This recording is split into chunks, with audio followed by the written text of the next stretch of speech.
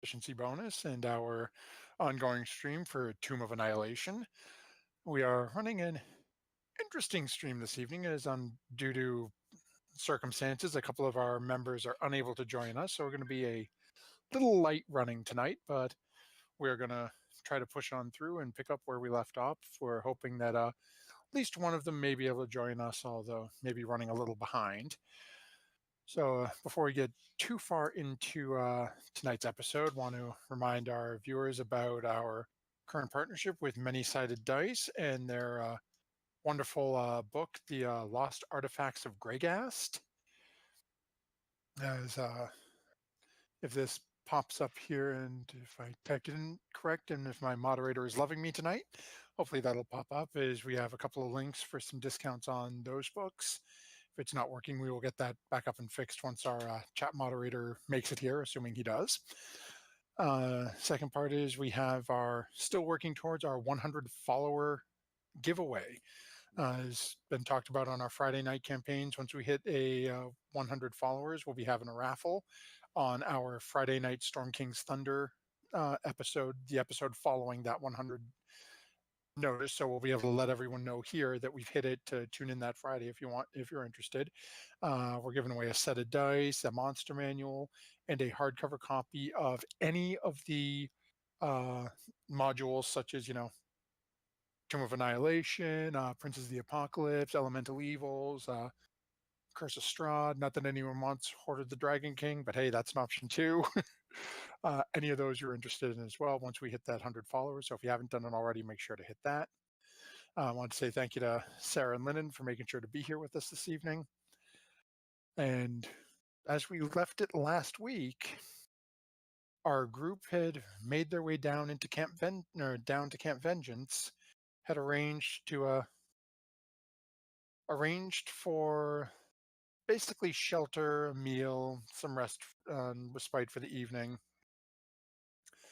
Found out that upon waking the next morning, that the commander was rather insistent that they pile up canoes with a bunch of very ill people and start bringing them north, back the way they came, to Port Nyanzaru for medical aid. Melek, our bard and, friendly mouth of the party, proceeded to vehemently say, "Not a shot in hell," which immediately caused Commander Breakbone to call out to the guards to arrest the group and have them immediately bound and tried for trying to avoid their civic duty in the situation of a military emergency.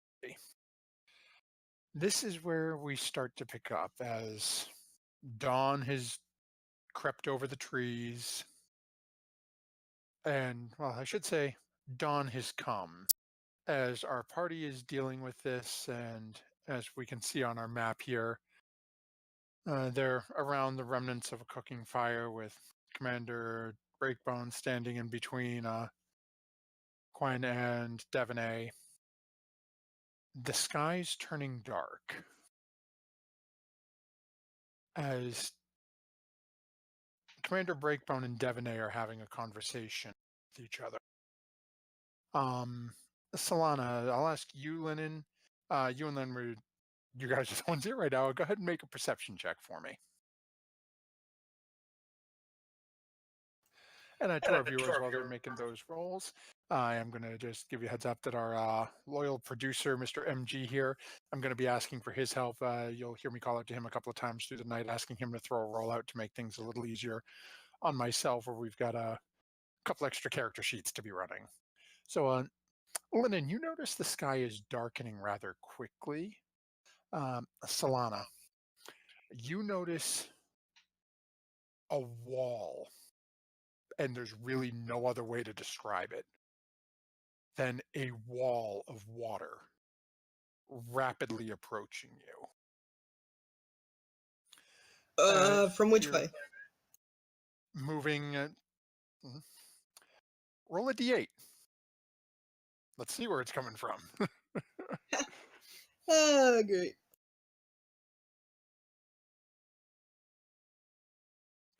shiny roll. Okay, so one, okay, 1, 2, 3, 5. So it is rapidly approaching from the west southwest. I go, hey guys, you should look up maybe a little. Hey. As they're trying to get Breakbone and Devaney's attention, you start immediately hearing as it gets closer.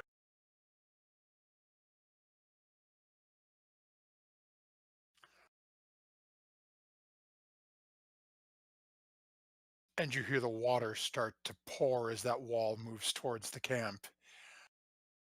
As you hear Breakbone all of a sudden notice what you're shouting out at. And upon turning and seeing this wall moving in, yells out at the guards to forget. You, the group of you no longer matter. And he turns and screams, Typhoon! Looks at the group of you as I'm drawing lines on the map, as King Gizzard comes running over as the water starts to pour down on you guys. And Breakbone looks at Devaney and actually, MG, do me a favor, roll a persuasion check with advantage for Devaney for me. See exactly how he's going to play this.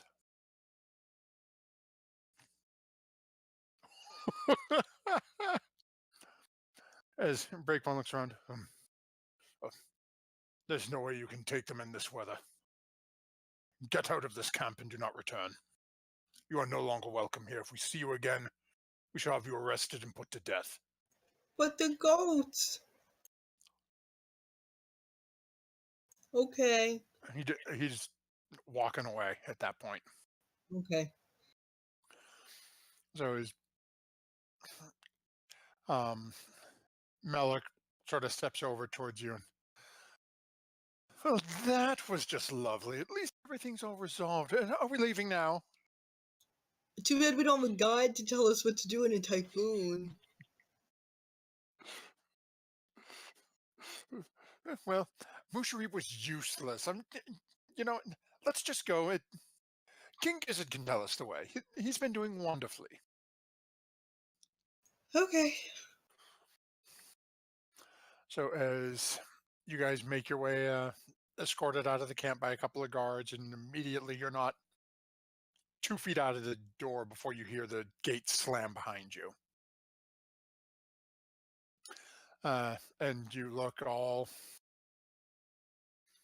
pretty much looking like soaked rats at this point, as the water is just pouring down, and this seems to have no apparent interest in stopping at this point. You would notice even the guards on the top of the whatchamacallit, on the top of the guard towers, and now working at setting up some sort of camp or a tarp type situation to try to keep themselves somewhat dry underneath. You look at the canoes and the river in front of you, and go ahead and make a survival check for me, both you. We're gonna have Gizzard roll one as well, as he's been very nice. Yeah, so Solana, you and Gizzard sort of look at each other and make your way a little north and immediately pull the canoe to shore. Looking out at the river, you know there's no way in hell you guys can take the canoe out in this. Gotcha. As you're looking around for the deciding, you guys have to figure out your plans for the day. So Yes, our I think they will be missing the guide very soon, Mr. Moderator. So as you guys are settling around, Malik will look at the group and, well, are we just going to stand here? Are we moving along? I have to make sure, I have to take care of the fiddle. We need to find some way to get out of this. Hey Malik, remember that time that I told you not to kill the guide and then you killed the guide and let the guy die? And yeah, remember that time. Okay. I would just like to say, I did not kill him. I had nothing to do with him ending up dead. Well, you didn't help us. Um, can Quinn try and recall maybe in one of the long conversations he's had with Musharib about typhoons and in the region and what to do in them? Sure, go ahead and make a go ahead and make either a history or straight intelligence check. So you guys did talk about them for a while at time there.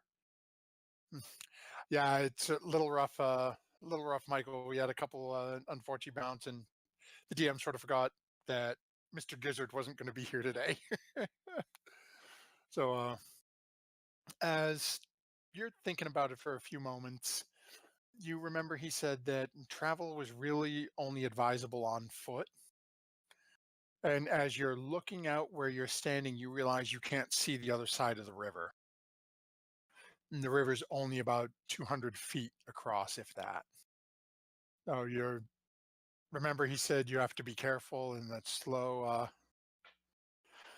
traveling, but slow traveling on foot, you just basically turn your canoe over, carry it over you sort of like an umbrella, and make do as one can. So as the group is situated, who do you guys elect for your navigator? I'll navigate. Okay, so go ahead and make a survival check for me with disadvantage, though, given the storm. Oh Okay, crap. yep, that's Okay. okay. And let's see here. So you actually did okay. And how fast are we moving? Are you sticking with the same way you've been doing it, like at a normal pace, or are you trying Yeah, to go normal fast? marching pace. Okay.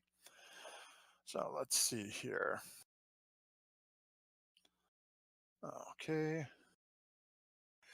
So as you guys start making your way along the river here, I should say, trying to stay near the river heading south, we are actually going to jump you back over here. Oh man, I forgot I had that set to change the music on this map. Let me bring our lovely ambience back. Okay, so as we jump back over here, and then you start making your way south. Okay, I'm gonna need everyone here, and MG, I'm going to ask you if you can do me a favor and roll Constitution saves for Devaney and Gizzard. I'm grabbing Malik right now. Quen and Solana, can you both give me a Constitution save as well? Because y'all are taking some mighty fine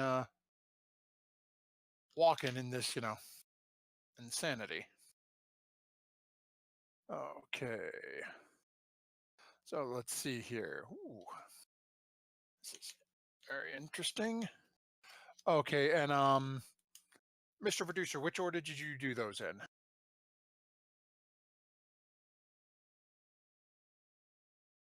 Okay, so he's popping that in the chat for us. Okay, so, and of course, that is mighty entertaining. So we have Melik and Gizzard. Okay. Then We will see what is going on here. Alrighty then. So do me a favor, Solana, you're up first tonight. Roll a d20 for me. Okay.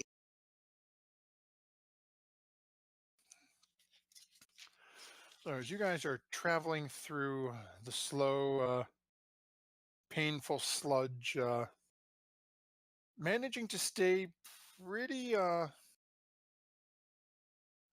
pretty on side. You move a little inwards from the river due to necessity, as it is, this rain is just making visibility incredibly difficult. And for all of you, well, all of you here, as a result of the day's travel, you both take 1 point of exhaustion.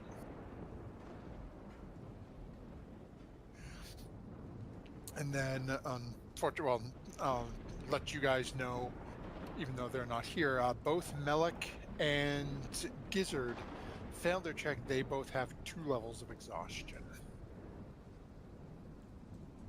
What does that mean again?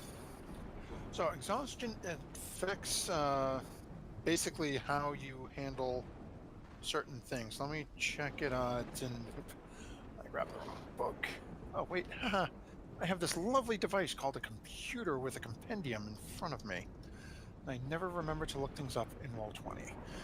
Okay, so specifically exhaustion. So with 1 level of exhaustion, like you and Quen have right now, you have disadvantage on ability checks. At the 2nd level for our 2 individuals, they both have their speeds halved. So as you guys are, moving, you, Quen, Devonay, you've all got the canoe, over your heads, trudging along fine. You notice that you keep having to stop every little while, as Melik and Gizzard are just sort of falling a little behind. And, That is unfortunate. I give them encouraging words, like, come on, you can do it, yay! Okay, as they continue through, you make it along your way and find yourself wandering it feels like further and further away from the actual river. Still following, you're still in heavy trees. You end up traveling a good. Can we stop? Like, do you want to keep on going, or do you want to stop here for the night till the rain passes? Let's rest, shall we? Okay, so you guys start setting up camp, and do me a favor, actually, let me just quick here. Okay, so as you guys set up camp, and it's not quite as easy as it has been in the past, given Musharib's not with you. It takes you guys a little longer to get the tent set up. You notice the minute the first one is up, Melik dives underneath it, and immediately out comes the fiddle.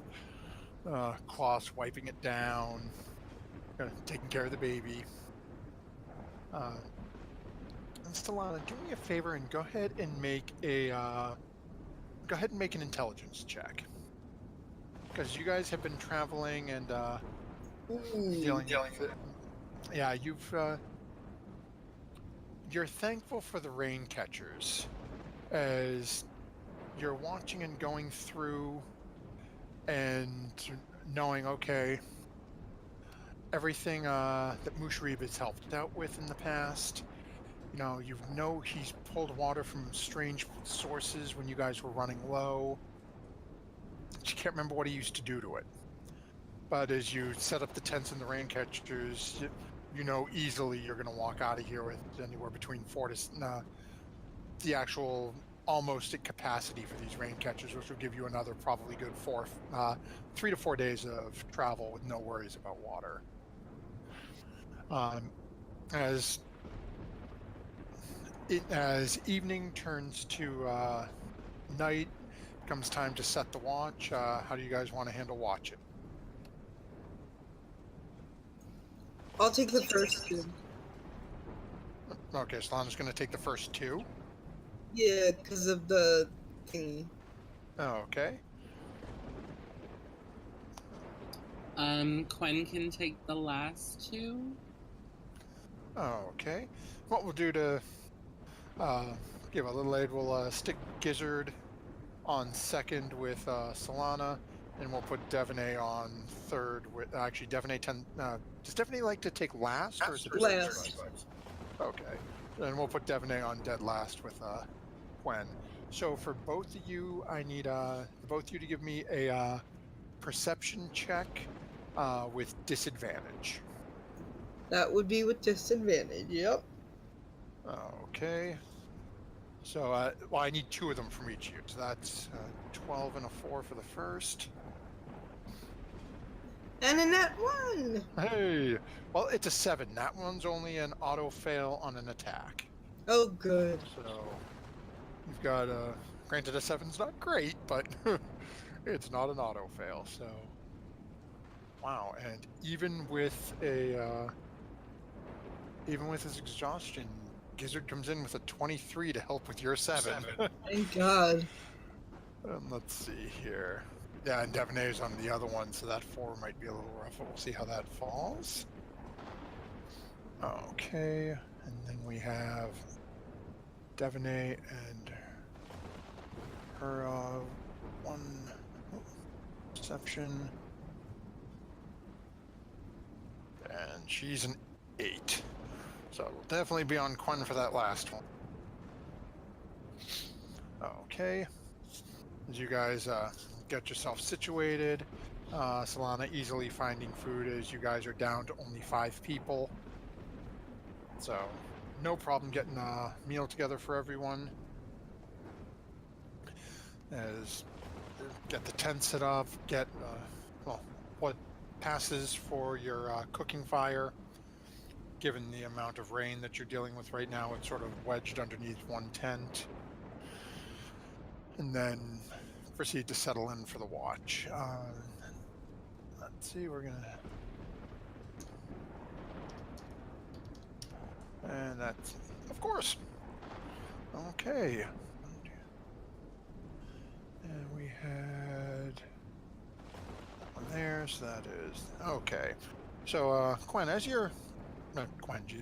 Solana, as you're going through and taking your first watch, Gizzard's gone over, laid down, everyone's sort of breaking apart and getting everything situated.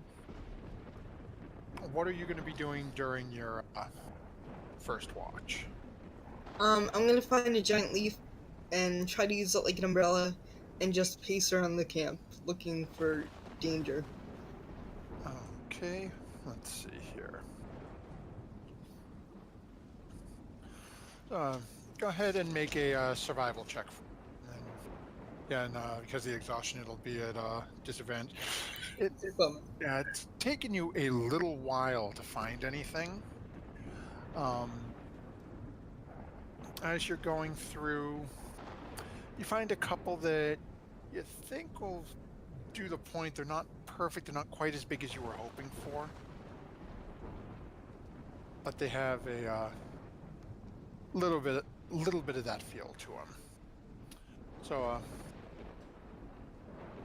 as you're going through and getting everything situated and you get that lead, as you're looking around the campsite and you're sort of wandering the outskirts a little more, you're starting to notice there's a fine sort of thread on the western side of the camp. No, not spiders. I hate spiders.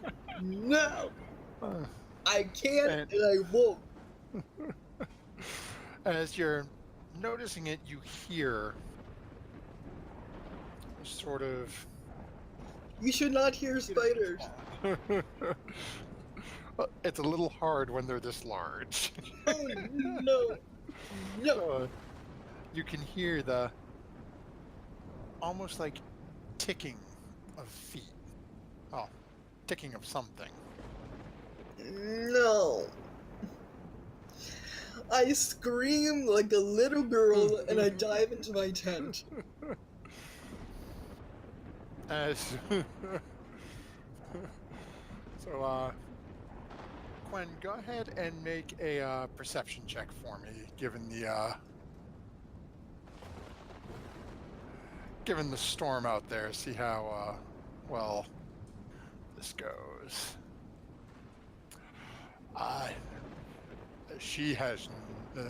Quen has no idea anyone called Wait, I still have disadvantage?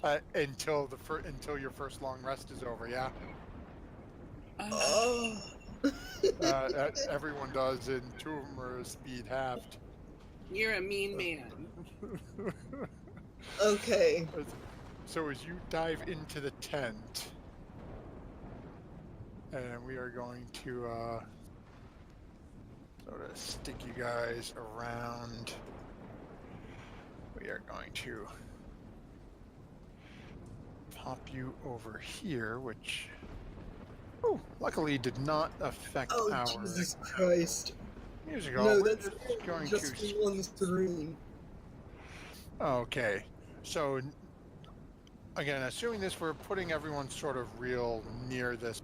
I don't want to cluster you guys too much in case they have anything area of effect here. Where would you guys have put your own camps between around the fireplace? Would you guys be right next to it?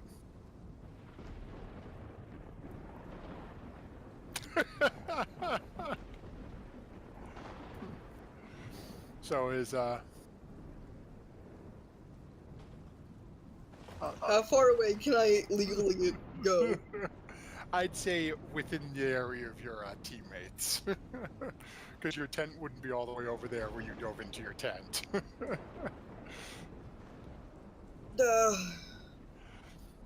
And then everyone else is asleep at the moment because of that. Well, actually, no. Let me let's go through, and we will. Quen and Devonay trance. Yeah, Yeah. I screamed like a little girl very loudly and shrilly. So, Farrah, what does trance? What does it actually say about trance? Let me see if Devonay has it on here at all. You only require 4 hours of trance state instead of 8 hours to sleep. Yeah, but it doesn't. Yeah, I shouldn't put anything in there. See, I'm just like curious a state how of it meditation. impacts. Like you're still Yeah. conscious. Just trying to see if that's Elven, right? So, Yes. well, before we jump down that road, let me make the rolls here, because even being awake with a 3, you wouldn't have heard it over the storm. Let me see how does. She's got a 5. She's not much better. Let's try Gizzard and nope. Let's try Gizzard and Malik. Do me a favor, in the moment though, go ahead and click on your tokens and roll initiative for me. We're trying to see if anyone is going to be going first round with Solana or not. Let's see here. Perception. Oh, that's a 5. Might as well click and at least roll for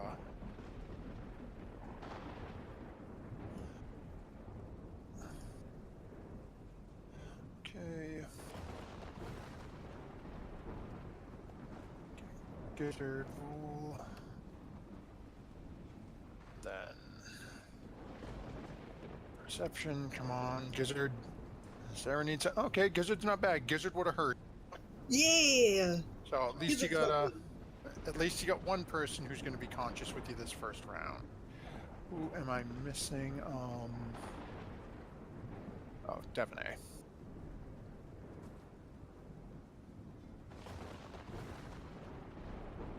Okay, so we got Devonay.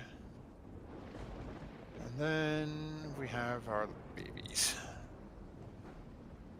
who are not so little.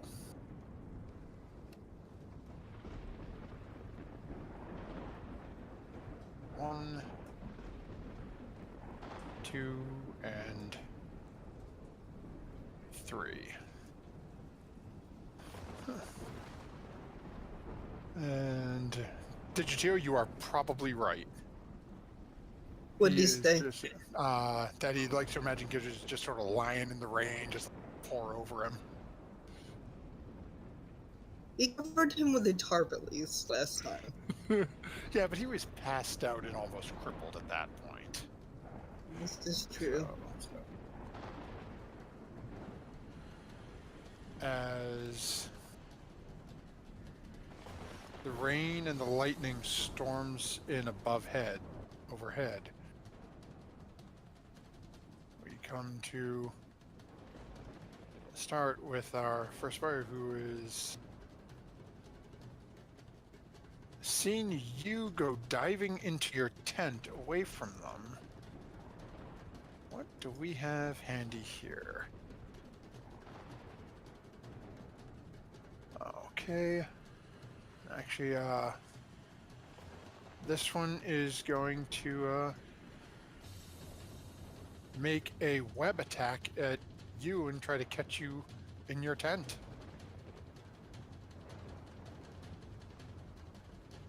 And that is a 19. Oh god, that hits. That's terrible. Okay.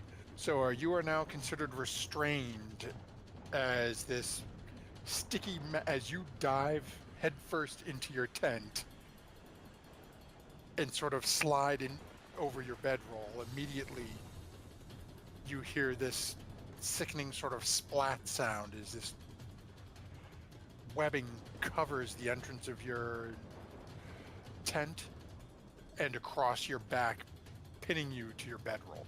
Oh god, no. Bring us to Devaney, who didn't hear. Our second giant spider, who is going to make a web attack on Melek's tent, and is not going to hit. This is a face of displeasure. Well, and it comes to your turn, and you are awake. Currently, you are restrained. If you can use your action if you want to try to break out. Yeah, let's see. Is that a... It's a Okay. Strength check with disadvantage. Ah. Okay. No, not a save it check. So I'll let you go ahead and roll it. Okay. Just click strength. And don't forget, well, specifically for you guys who are here, they have DM's inspiration for advantage, but Oh yeah. Okay, I'll use that next one. yeah, wouldn't have mattered on that one. I continue to scream like a little girl. So with that brings us over to Gizzard, who can actually hear you and is conscious. I go, And Gizzard! Gizzard, save me! Ah! So he is well close enough to sort of walk over and... Why are you in there? Why do you lay like this? I do not! Go kill them! As he looks over at them for a moment and then looks down at you. And actually, what does he have on him?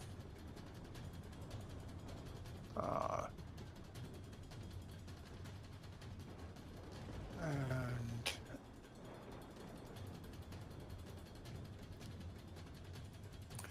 okay. Yeah, he does have a spear on him.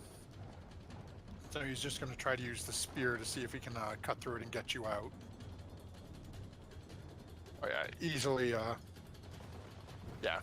He takes the spear and sort of just rips through the webbing and manages to get you freed up. Awesome. And is... Thank you, Gizzard. I owe you one. And he's moved 10 feet because of his exhaustion. He's at half, so he can only go 10, so he moves up a little closer. So draw them out. Quen is in the process of waking up. Melik is now in the process of waking up. This last spider that has just seen Gizzard pop out is going to try to stop Gizzard in his tracks. And that is going to miss. I forgot he has an AC like a bloody god. And, oh, shoot. Thank you very much, Digitio. I forgot to call out to our producer to jump maps. DM failures. Okay, that'll bring us back to the first spider who is going to actually... How far can we move? Oh, 30 feet, yeah. So that spider knows where you are, so is going to come running up and make a bite attack against you. And that is a 17. My AC is 17. Does that mean he hits or misses? Yeah, so that'll hit. Bummer. So it's a total of 13 damage against you, and I need you to make a Constitution save. Well, I should say, yeah, go ahead and make your Constitution save. So it's 4 piercing damage, and we'll see what you... Okay. So that is 4 piercing damage and 4 poison damage, so a total of 8 damage to you.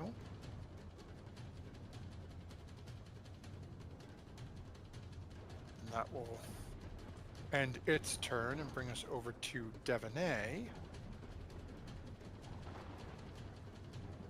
And actually, give me a second. I forgot I have to roll a d6 for him to see if his webbing regenerates, and it did not anyway.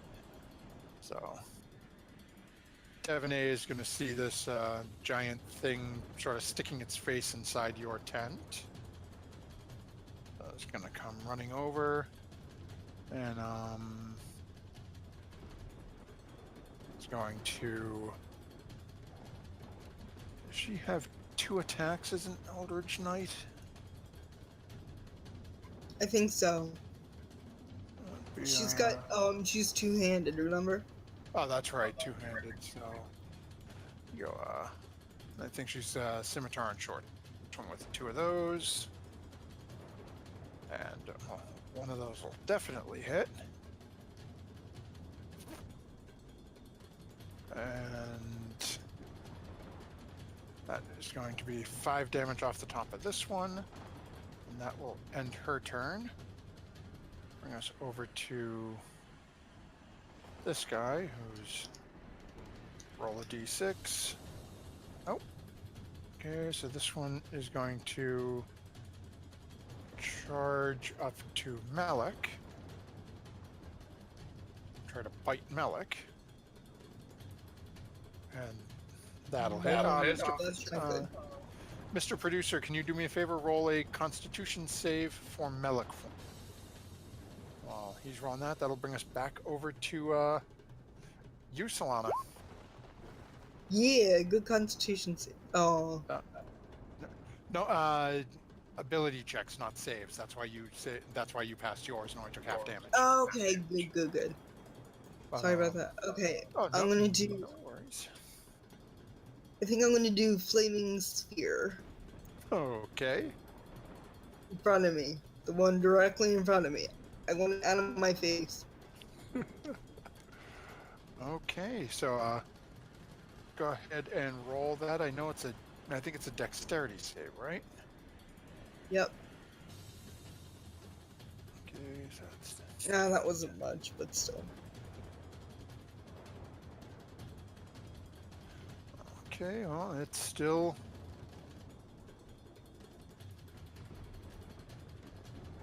Okay. There we go, now I can subtract Melik properly. Okay, so it's a dexterity save for the spider. Ah, So, but takes half damage, but, yep.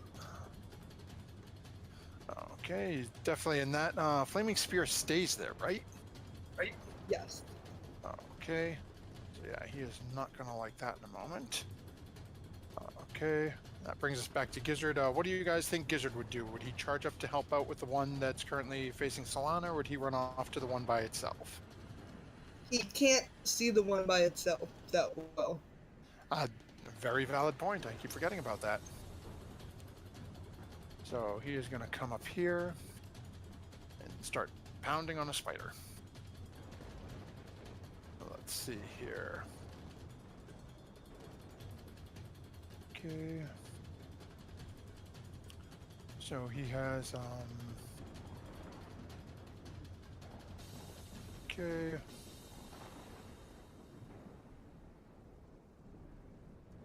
Just looking at his things here. Confine. Sorry. Okay.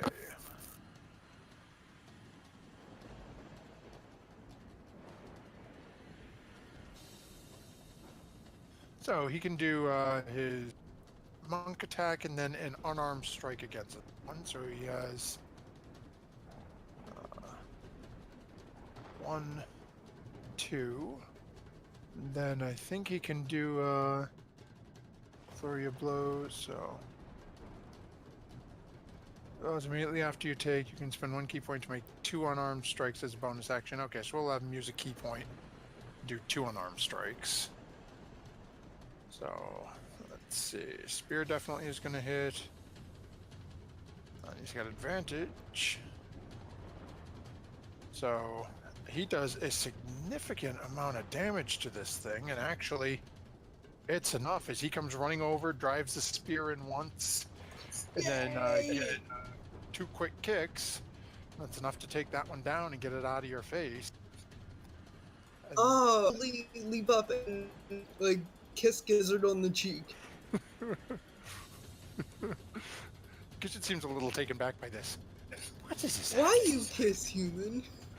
Why you kiss elf? Yeah, he Are you seems trying to eat confused, Gizzard? but I say thank you. And that will bring us over to Quen. Quen's gonna activate his Spellblade song. He starts to glow all silvery. And then he's going to cast Magic Missile on this one here by Melik. Oh, okay, so go ahead and make your roll. Let's see what sort of damage you put on this thing.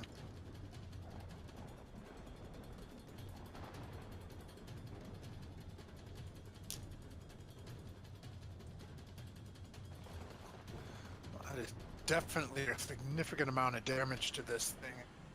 You watch as in these magical darts as you blast your hand forwards, fly past Melik and just pepper into this thing's carapace in front of you and Melik. And that will bring anything else you're doing, moving or What was that last part? anything else you're doing, moving, bonus. Actually, you did your I already blade, used my bonus action. Yeah. So, yeah, it's okay. So it's staying where you are. I'll move a little bit back. Okay. So this brings us over to Melik then, who is a little irritated at this thing right in invading the tent. I was going to we'll have Melik. It's rest time, so why not make it entertaining and thunderwave the hell out of the thing.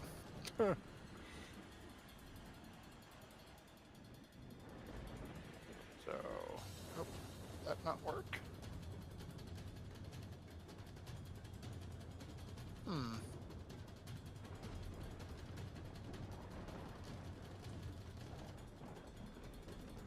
Come on.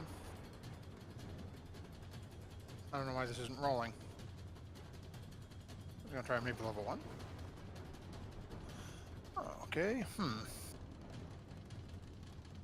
Maybe I lied. Okay, let's try this. Yeah, for some reason I cannot get Melik's spell to roll. Let me try, right here. Oh, that's why there's a break in the spell. Lovely.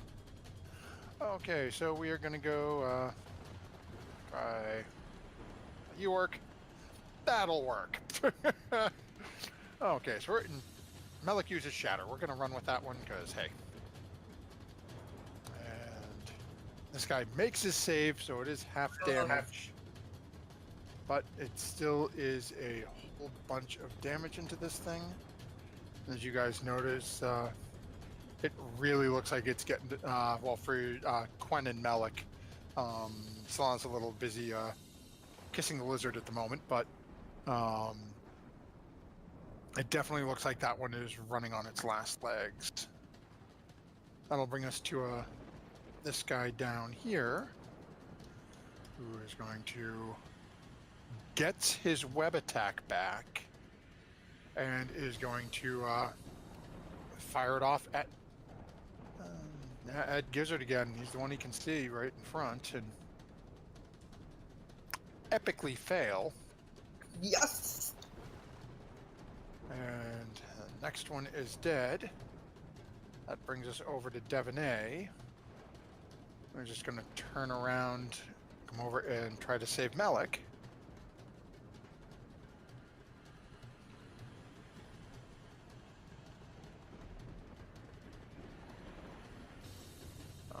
Okay, let's see here. Where we're just going to have her do the exact same thing again. 1, 2. Come on. Oh, I think so. Oh, short sword's not going to hit, but it is still kicking barely. And that brings us to that one. And this one is now going to take a bite at Devaney, as Devaney is now causing problems for it. And that is definitely going to hit Devaney. Okay. So let's see here. Okay. We are getting information from a source. Devaney, we need a save, and that'll bring us back over to Solana, I believe, right? Yep. So Solana, while I'm rolling Devaney save, what you doing? Let me see. You have the corpse of a spider is sort of shoved right in your way in the entrance of your tent. Is there a back of my tent I can go through, or is that closed up? It's typically closed up. I mean, you can sort of pull it up, and it's not like it's a concrete stone building. It's just fabric hanging down, but... I will exit the back of my tent. Okay. And take a 5-foot step and move. Let's see. There. And then, do I still have my ball of fire, or does that dissipate? No, I believe it's an extended. Let me see, flaming spear. I want to say it is a concentration. Flaming spear. Yeah, it's concentration up to a minute. So. Okay, I'm gonna send it to the one beneath us. Okay, so you can move it 30 feet. Oh yeah, that's within range. So go ahead and make your attack roll with it. And we will have this thing make its dexterity save. That's a 12. I don't think that makes it for you, right? Nope. Oh, it was 6 damage. Oh, this is terrible. That's okay. It's still 6. You're knocking chunks off. And that's my turn. Okay. And that will bring us over to Gizzard, who can now see this one down here. So he's going to run down. And that is not Gizzard, that's Devaney. No, that's good. Yeah, no, I moved him, but I opened Devaney's sheet. Oh, okay. And actually, next time I'm going to give you guys each one of these people to toss some rolls that on. So we will have him spear and then use his Hungry Jaws ability to and those will both hit. So that is another 16 off of that guy. Yeah. And let me see. Which ones I don't think it's actually going to do anything with Barnes. I don't think he's been injured yet, but oh, temporary hit points. Okay. 1 plus con. So that's he gains 4 temporary hit points. He's happy. And as you watch, as he takes a big old chunk out of this thing is looking like it is in really rough shape now between your flaming sphere and that brings us over to Quen, who, as you look through the darkness and the rain, you see 2 very large, somewhat hairy spiders, both looking in very rough condition.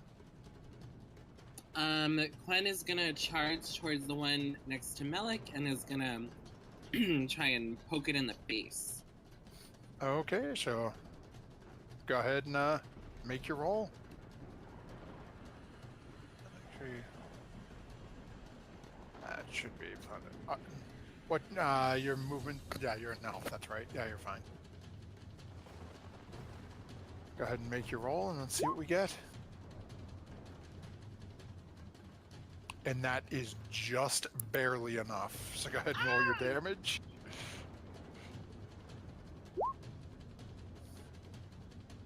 And Nice. with one fell swoop, you put him out of his misery.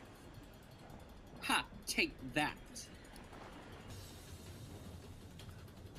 And that will bring us to Melik. And You're Melik welcome, is- Melik. Thank you, my dear. It's getting a little bit rough in here. And let's see what we can do. No.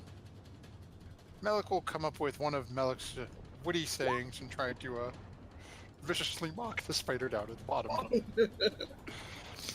And apparently Melik does quite well as this spider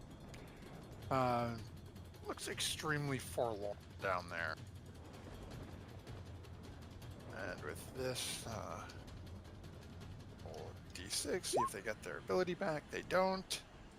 So looking at King Gizzard is going to make a bite attack at King Gizzard.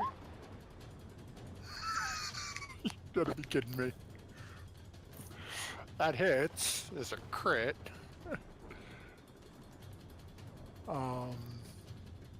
Okay, Mr. Producer, make a con save for Gizzard for me, because I don't want this on my head alone. And our friend...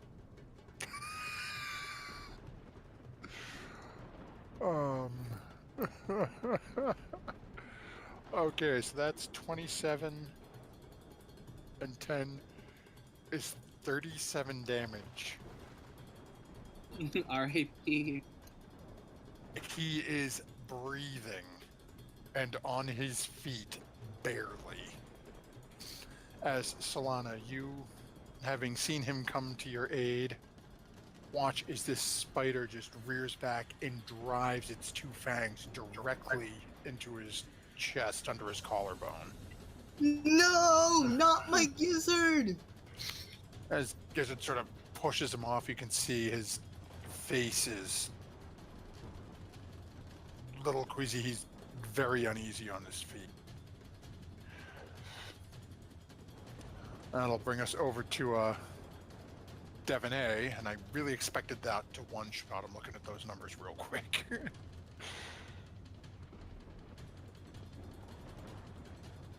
Let's see, what does Devonay got that she can do from a distance? Devonay's going to turn around and just fire off a magic missile. She is done with these things. She's tired. She wants to go trance. And we don't mean, you know, the fun trance that all the kids do these days. And with that... Wonderful, I've started, so we're going to have a trance night one night. With that, the last spider falls and collapses as Gizzard falls and collapses on the ground. the I run blood over really and starting to. put a tarp over him so he can at least see where he is. As you get over and check him, and you're looking at him and put the tarp over him, you realize he's not moving. Oh, cure wounds. Well, no, you check him; he's breathing fine. He's just Oh, okay, immobile. okay. He's just not moving. Okay. Yeah, it seems he is paralyzed. Oh, So he's. You how guys about actually, that? let's do this. Do me a favor. Let's see. We've got 3. Each of you roll a d3 for me. Just type / roll d3.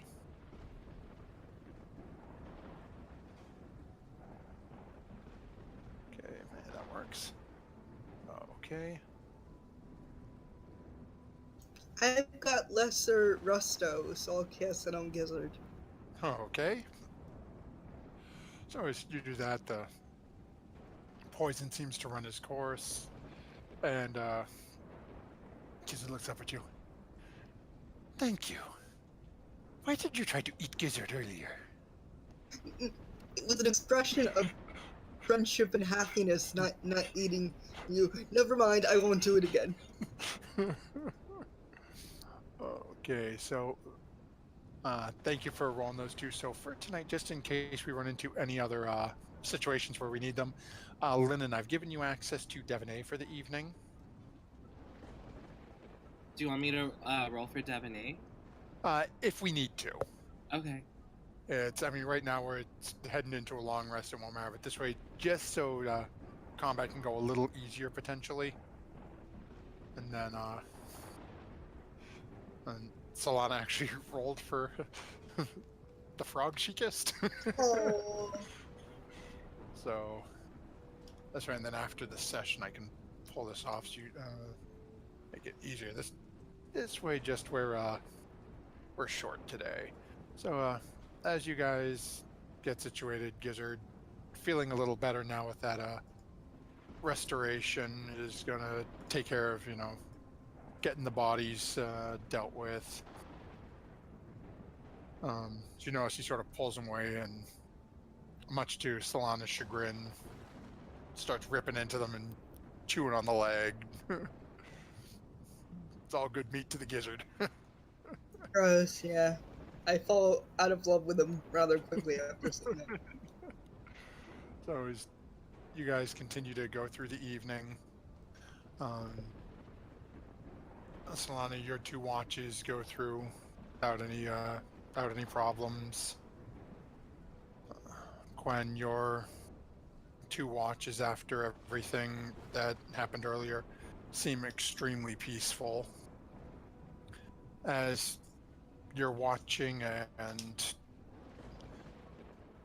it's getting not so much darker, but as it hits that darkest point around 1:30, 2 o'clock in the morning, and starts to creep in towards the morning, you're noticing that you can see the sun starting to come out.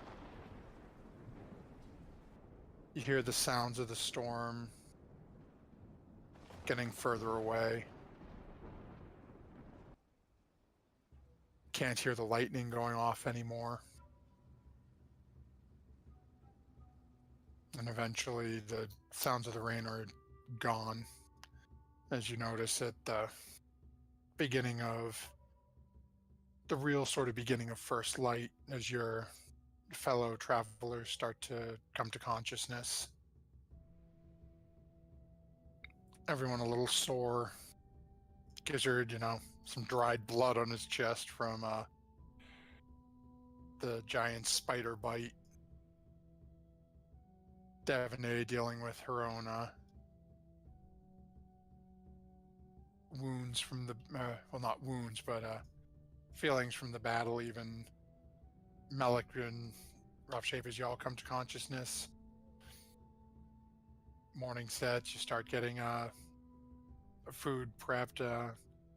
It's a little soggy, but Solana seems to do a pretty good job with what she learned from Musharib and food that she's been able to find without his insistence. You have the day before you. What is the party decide to do? How close are we to the river? Go ahead and make a survival check. Actually, for you two, your exhaustion is gone, so you're back up to normal now. Both Melik and Gizzard still have 1 level of exhaustion, so they Okay. still have disadvantage on ability checks. But go ahead and make a survival check. Okay. It's as you're looking around and guessing, based on where you are, and actually, let's jump you back over here.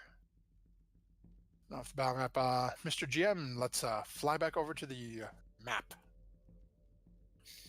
Okay, so as you take into account where you were and the traveling you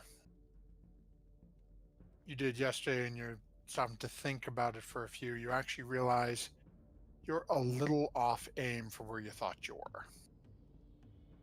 So actually, why do I still have my turn counter? Clear. Okay, get rid of that. So you guys thought you were heading due south from camp. You actually ended up, if you can see that little mark, you are over here. Bummer.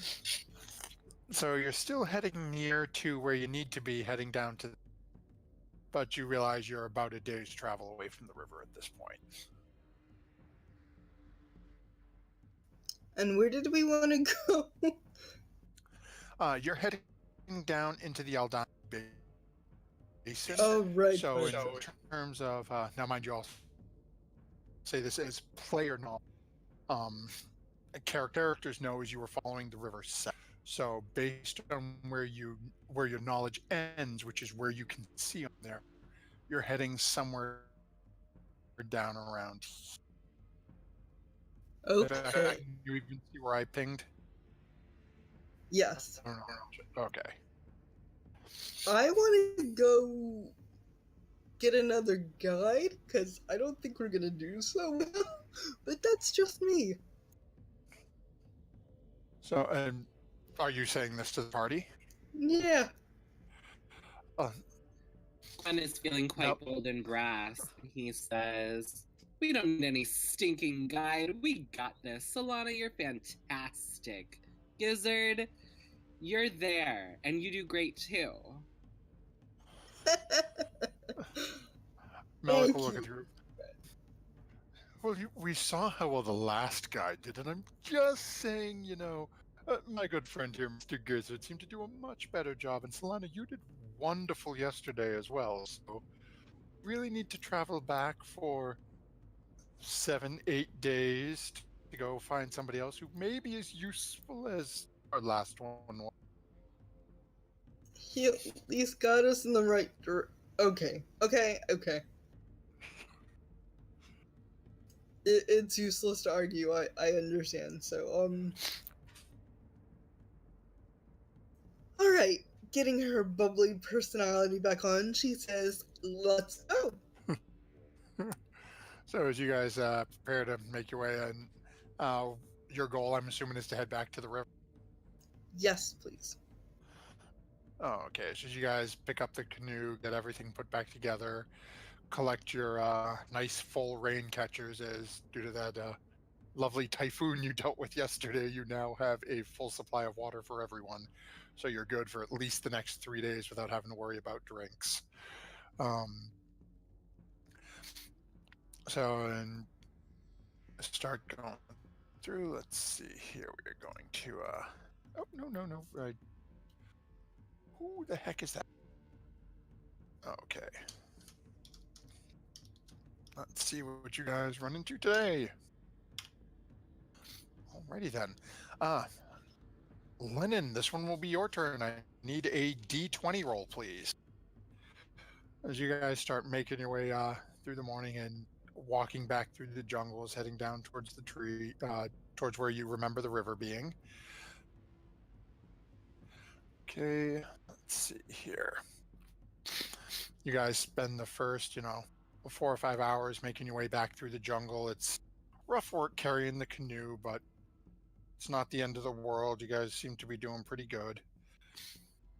It gets to be about lunchtime as you start to come to a clearing, it looks like. The trees are starting to break a little bit. You continue on towards it, and you start hearing sounds coming from the trees above you again. And why am I on the wrong page? Okay. As you walk out, or as you come up to the clearing, what's the party doing? As you walk up, you can see basically the Solana in the lead holding her piece of the canoe up. Overhead, you can see maybe 30 to 50 feet in front of you, the tree's end. I asked Chi Chi, who's sitting on my shoulder, to cast Pass Without Trace on our party. Okay. So that'll give you, if you guys go stealth, that's up. Okay. So are you guys intending, are you sending one or two people out? Do you want to all go stealth, or? I can go stealth. Yeah, I can stealth and go ahead and Okay. like. Do you want to go ahead together and we can both like canvas the area? Sounds good. Let's Okay, go. let's do that. Okay, so you guys, the group sets down the canoe, the others sort of hunker down, find a deep bush or shrub to hide in, and you guys make your the whatchamacallit, move towards the edge of the forest, get up to the last tree. There's the two of you about 10-15 feet away from each other. Sort of crane your head out and look. You see 7 large winged creatures flying about 35-40 feet up in the air. Do we know any nature check? Okay, go ahead. You have definitely heard of these coming into this area, and you know them to be a flying reptile known as a pterodon. Nope. Somewhat territorial, but will not mess with people typically unless threatened. Okay. So you're Well, pretty we sure can- as long as nobody takes a pot shot at them, they won't take pot shots at you.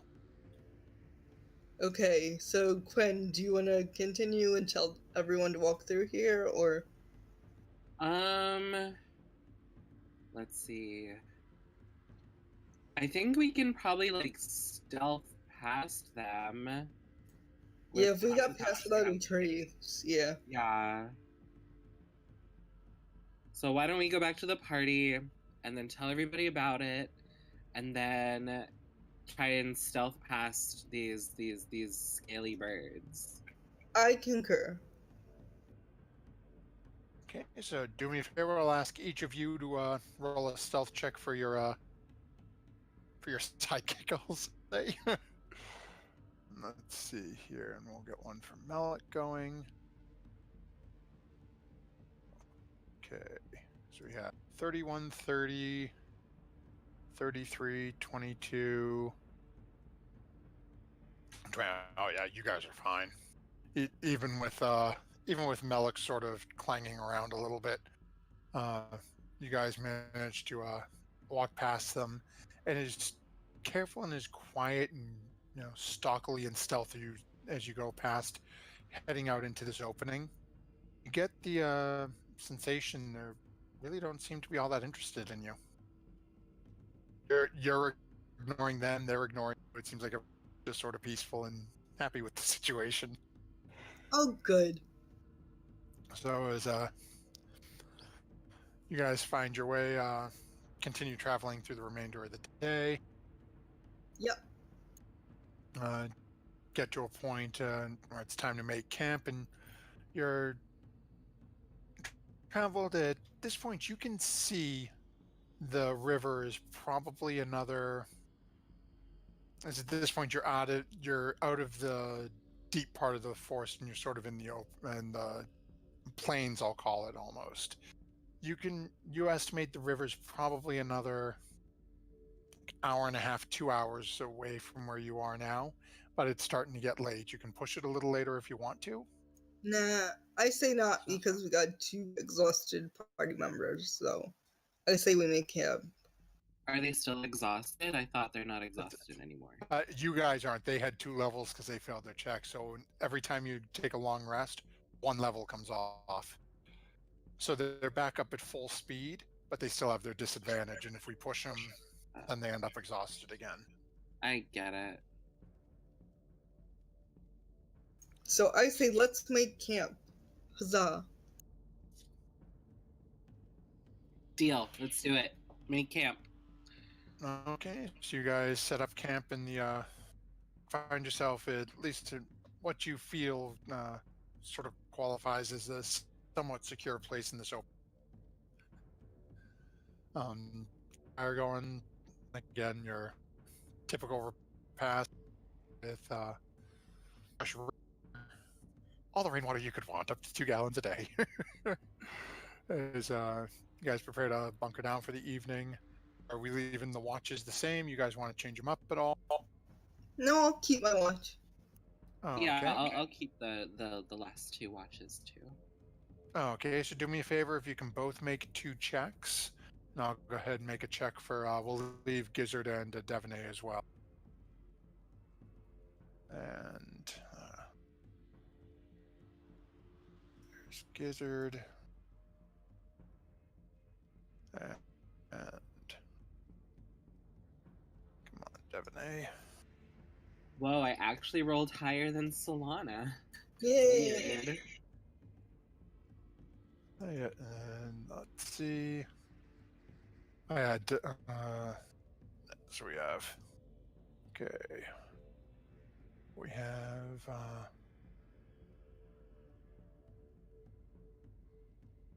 1421. Then Norsolana 1311.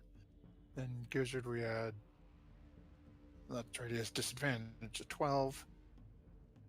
And Devaney did not, that was an 11. Okay, yeah, so you guys set up your watch as you're going through the evening. You guys go through your trance. Nothing seems to be bothering you this evening. So you keep a watch to the sky. The pterodons seem to be long since gone. You haven't seen any hide nor hair of them in an hour.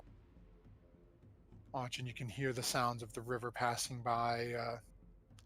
Like I said, good couple of miles away, but you can hear the water. Oh, you cut out on me. Anything you guys are looking to do during your watches? I want to look for sticks. Oh, okay. Go ahead and make a survival check for me. A few sticks. Yeah, you only find about 3 or 4 as you're in a fairly wide open plains area. You've got a lot of grass. The ground is a little moist. The closer you're getting to the river, the sort of squishier and swampier feeling you're getting the sensation of as you're moving towards the river. Gotcha. That's it. Okay, Quen, anything you'd be doing or just...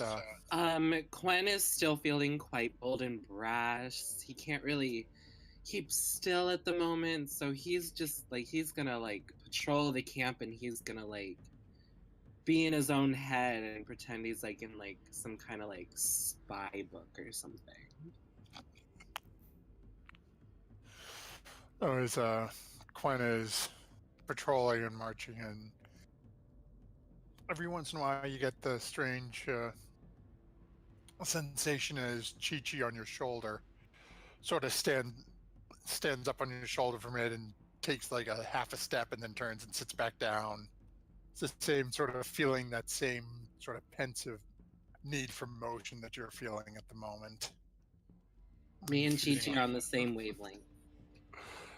Definitely seems like Chi-Chi's starting to feed feed a little more off you as morning starts to hit that darkest point of the evening once more, as the morning starts to come through, and it's a rare, very, very clear day. Actually, let me check real quick. We may still be a little too far, but I want to make sure here. There. Bear with me a moment here. Okay, let's see.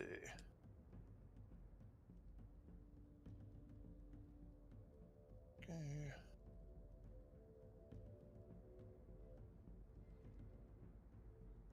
Okay, yeah, still a little away. So, okay, as you guys, sun comes up, you guys managed to get breakfast together. Are we It's leaving with delicious. Solana and oh, yeah, pretty good since Mushu weird stuff he was putting in it. So, getting your today's journey. Quen is feeling quite friendly today, and he's gathered everyone around and with the alchemy jug in hand, and he says, "Hey, have some wine. Come on, it's good for the day. We all need to just have fun today because it's been really horrible, and let's just have a good time." Solana will put some fruit in that and say party. Quen looks at Solana and says, "Party." And it's just going on. All of a sudden, you see Gizzard. You take the face. Oh, sorry. It looks so lonely, and I wanted to give it a friend. Just Gizzard sort of shake it off. Doesn't seem overly concerned with it at the moment. So now you have, as you say, wine into it, and it bubbles up with wine, and then Solana turns it into sangria.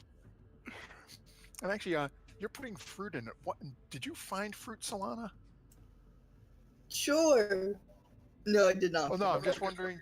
Okay. Not special. No, it was going to be really interesting what was going to happen if you had found weird fruit. Oh no, not weird fruit. I found weird mushrooms, but I would not put those in the sangria. Yeah, no, not with wine. Whiskey, maybe, bourbon, something like that, maybe. So, okay, do me a favor, go ahead and make your survival check.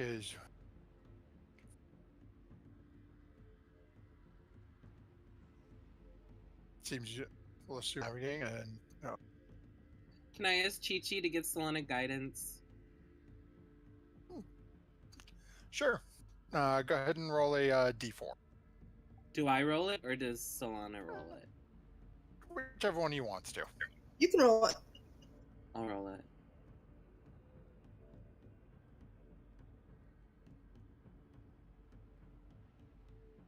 Okay. Decent. So as you guys continue along your path to towards the river, only takes you a couple of hours to get there. Proceed to get the canoe back situated into the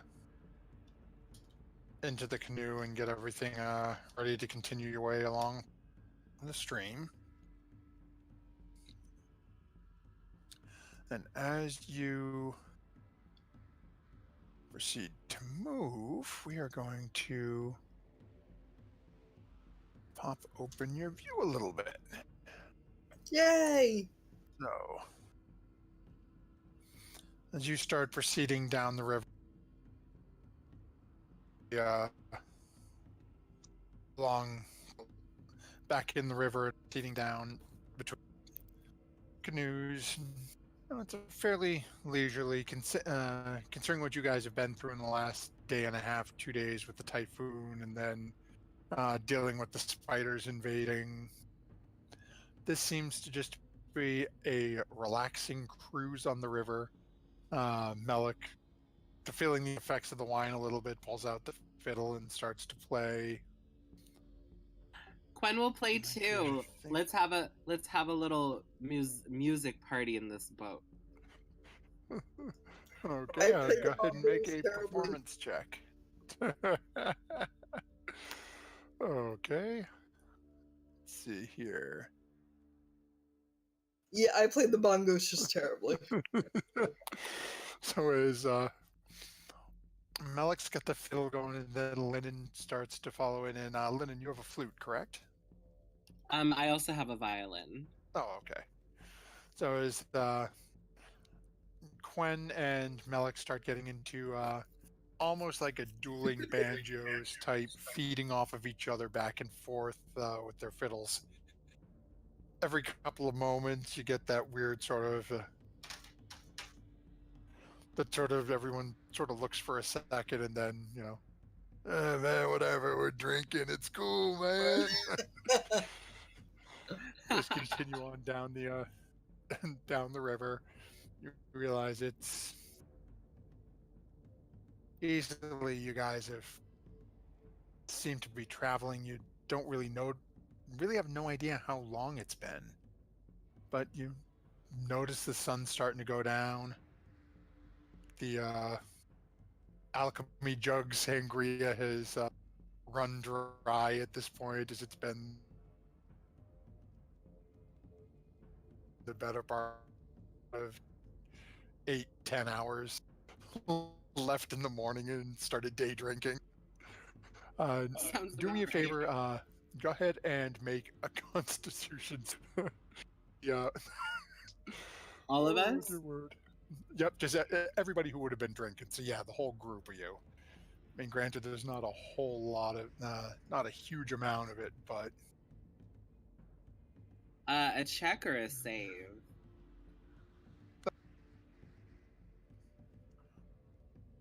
okay, so we had Melik. Oh wow. I'm used to this. Oh wait, is your This save the nothing? Yeah. So then we've got Devaney. Devaney, I'm assuming would probably hold back a little given the character, but we'll make the roll She's anyway. too 'cause- rigid to have fun. She Yeah. wants to be sober. She wants to be the sober driver. You need a D. So as your navigator is tipsy. Oh, Quen, you're fine. You're stone cold sober, and you could have drank half the pitcher and not noticed. I'm like, you bring me notice another. You notice Melik baby sprawl.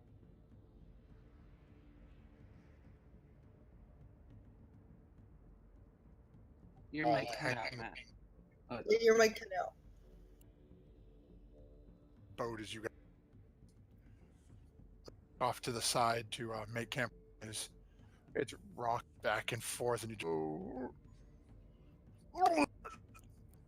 and immediately Melik proceeds to vomit off to the river, as apparently that sangria is you guys dragged throughout the day did not agree with Melik's. I hold back As- Melik's hair and I say, to, there, friend, let ma- it all out. Just let it all out. So as you guys have made your way up and proceed to set up camp for the evening. Some of you in better shape than others. You guys set watches. The watch seems to go fairly quick. I said,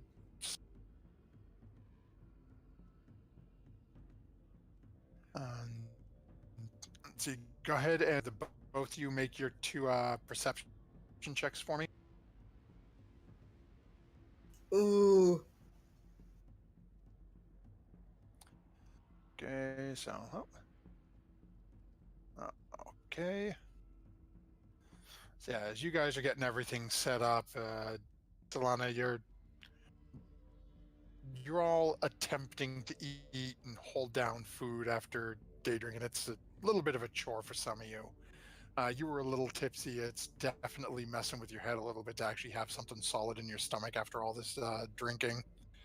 Uh, and anyone who's really paying attention to you notice it takes a little bit of a toll during your first watch. A few hours later, though, you've got some quasi-solid food in your stomach and seem to be feeling a little better. Um, Everything seems to be moving. Quen, on the other hand, is your takeover with your first watch. It's you're still looking for more. You're still ready to party. I'm, It's I'm licking that alchemy jug, trying to get some kind of drop. as the like hour and a half, 2 hours into your first watch goes by, you have given up on the alchemy jug at this point, realizing there's probably no more in there. And your second watch, you start actually looking around in this area, and it's not an unattractive area for a sort of swampy feel to this the basin. It, you're looking off in the distance. The sun's just starting to creep over the trees, and you get a hit of mist carry over the basin, obscuring anything beyond 50, 60 miles out. As the pass, everyone starts to waste more. You have Aldani Basin breakfast that can't be beat. And to get ready and situated for the day's travel. As I forgot to roll this, so Quen is looking out at the mist and creeping over the trees, and is just suddenly overcome with a sense of ennui. Just, he says, alas, at all this passing beauty, and he's overcome with a sense of melancholy.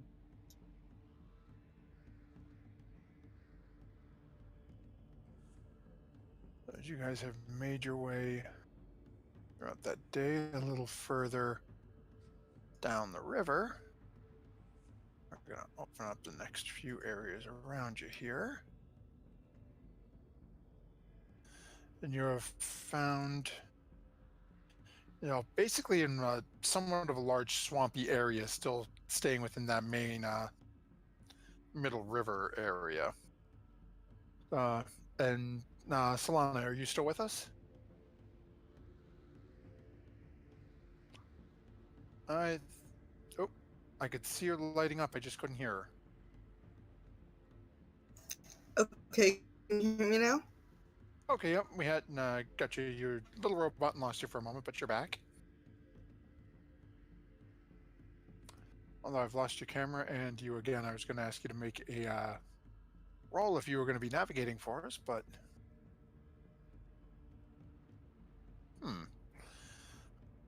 appears we might be having our weekly technical difficulty right now.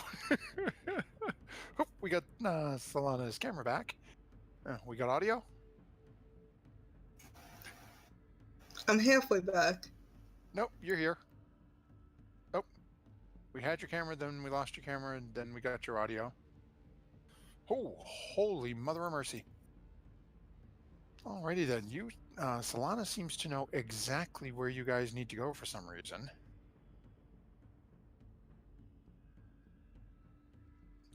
What we'll do here, though, with that roll is let's take a quick 4 or 5 minute break, restroom, beverages, whatever you may need. As Lordy knows, I could use a beverage myself. And you are correct, Digitio. It would not be a proficiency bonus Monday night stream without a technical difficulty of some sort. So we will be back in about somewhere between like 3 to 5 minutes as we run to grab a beverage and take care of our eveningly needs. Thank you for being here. Don't forget, I'm going to try it again and see if because I forgot to ask my lovely mod Michael if he had this chance to fix this. And hey, he did. Beautiful. There was our link for the discounts from Many Sided Dice for the Lost Artifacts of Greygast book and PDF versions. Don't forget to check out their site. Much thanks to them for supporting us, as well as for Team MZ for the aid they give us. We'll be back in about 3 to 5 minutes. See y'all in a couple moments. And Mr. Producer, if you could produce us onto a break.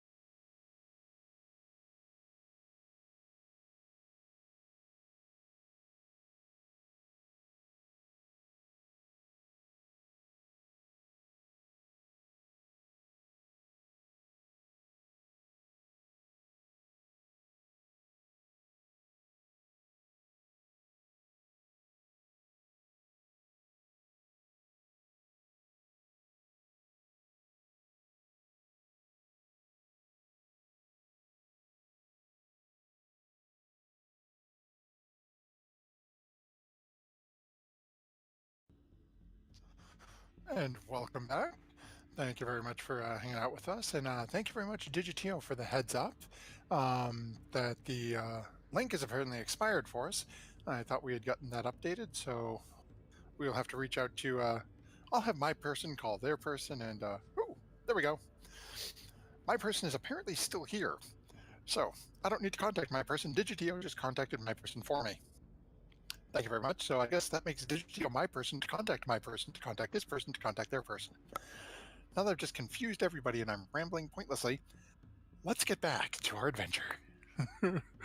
As the group has finished their morning repast and has elected Solana to lead them upon their way once more, Solana has decided that she could see into the truth of all things with that role and is fairly confident she knows exactly where they're going, even though she has no idea where they're going.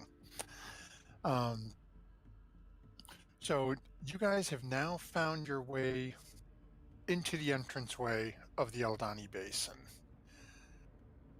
As you're starting to travel, and actually, let's make our goals for the day. Okay. Alrighty then, I need Sarah and Lennon, if you can do me a favor and both roll a d20.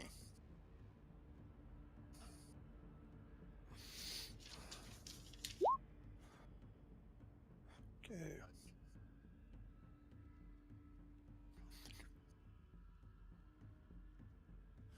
Okay. Oh. There we go. Okay. Let's see here. Just gotta see what's going on in the basin as you guys make your way through your travels. So, let's see.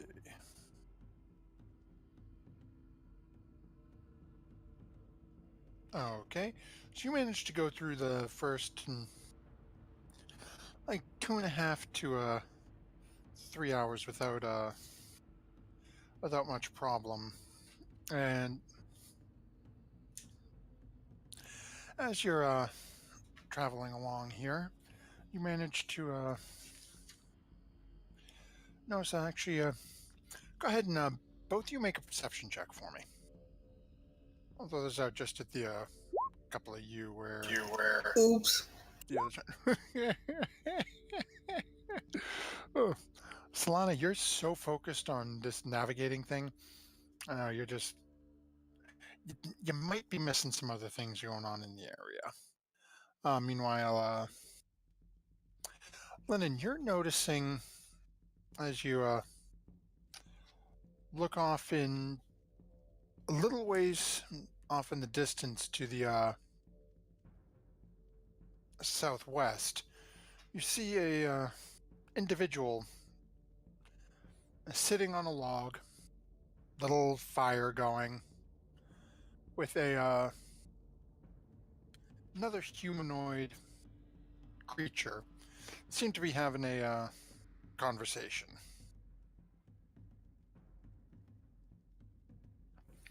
Don't seem to be not just two people sitting on the side having a conversation.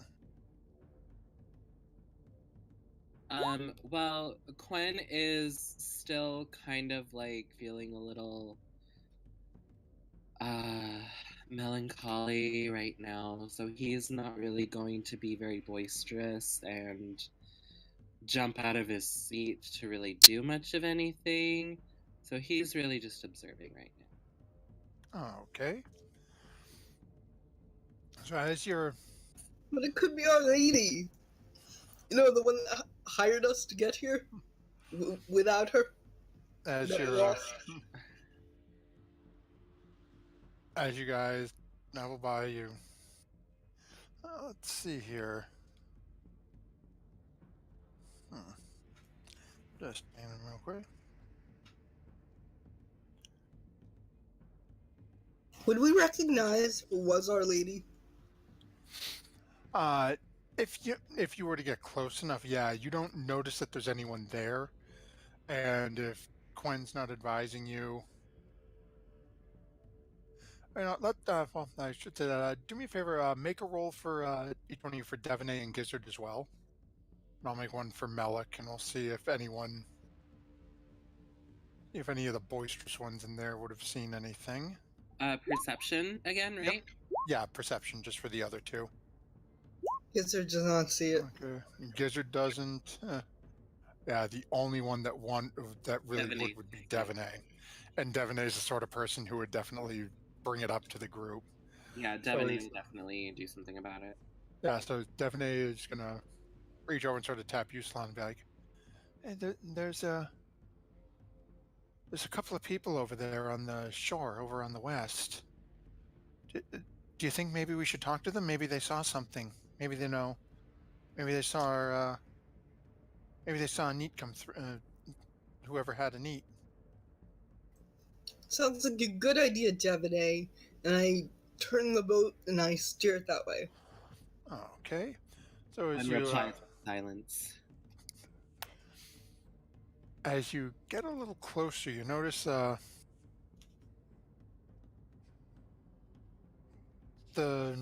person sitting on the log is not really facing you, but you can sort of get a slightly back side profile. Fairly pale skin, like dark brown, almost black hair. Looks to be some form of a beard or facial hair from where you guys can see. Male, sort of green tunic outfit on, brown leather underneath it. Has a quiver on one side and sword strapped on the other. And the other humanoid figure that he's sitting with is, well, for lack of a better term, I'll say alien to you. As you're looking at them, go ahead and both of you make either a nature or an arcana check. Oh my god. Solana, you've got nothing. Which is not surprising. Lennon, as you look at this creature, you've never actually seen one before, but given the look of the way, and as you turn your head and look towards Gizzard, and then back towards this individual, and I do not think I remembered to bring him over with the other one, did I? Give me a second here. No, I did not. So give me a second and let me bring over Dragonbait.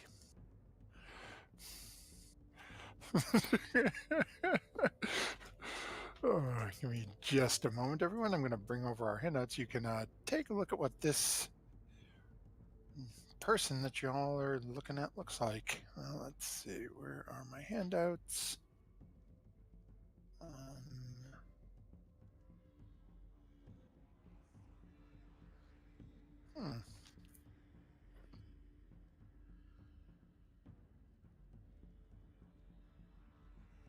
I actually do not have a handout for this guy. Alrighty then. We're just going to have to find him in my list. I apologize, everyone. So what you guys are looking at is what appears to be some form of a reptilian person.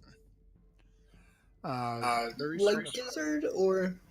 No, not at all. So as you look at Gizzard, and he actually looks to be best way to describe him would be a humanoid lizard. Now that seems sort of pronounced. As you're looking at this person or creature or whatever it may be, the best way you could describe this is a cross between one of the dinosaurs that you had seen in Port Nyanzaru and a man. It walked on two legs, vertically proper like a man would. and it's sitting and listening to this pale-skinned, brown-haired individual. It has what appears to be a long sword, point down in the ground, jab down with his hand on it. Just listening, sort of smiling, and as you guys are getting a little closer to it, you hear the occasional bout of laughter as these two individuals seem to be talking and discussing something that of great amusement to them. I get super excited and I go, "What ho, good travelers!" As you say that, the dark-haired individual starts a little. Uh, uh, Hello there. What, what brings you down to the basin? Why, Malik, take over. Malik, you've all the charisma. Well, we were hired by this young lady to help her come down here looking for some red wizards, and we seem to have misplaced our lady. She was taken from our camp and seemed to have been taken down south this direction. We were hoping maybe you've been able to see something. So he looks back over at the other individual, and two of them sort of mutter back and forth a little bit a couple of times, and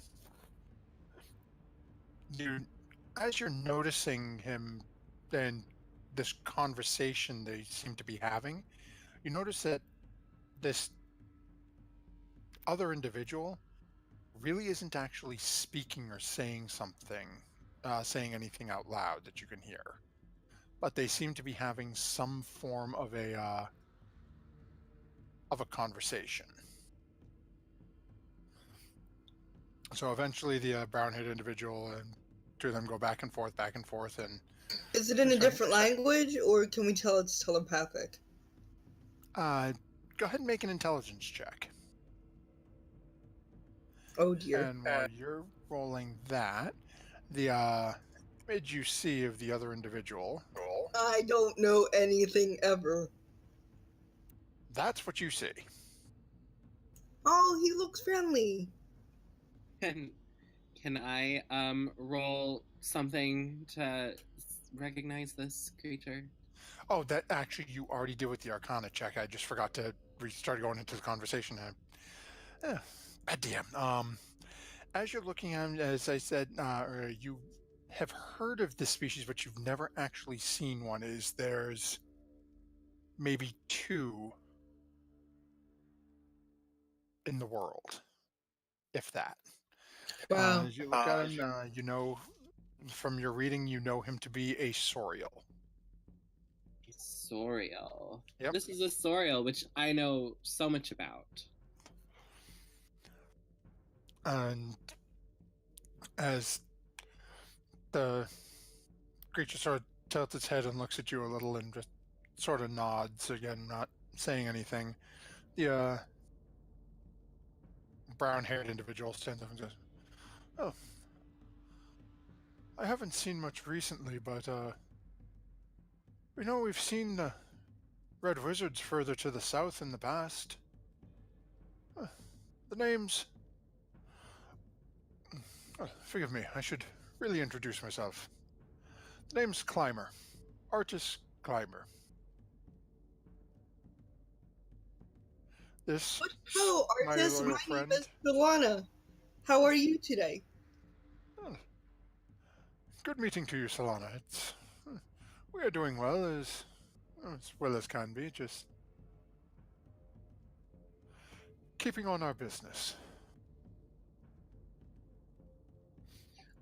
Quen pipes up a little bit and asks Artis, "Where is it that you're headed?"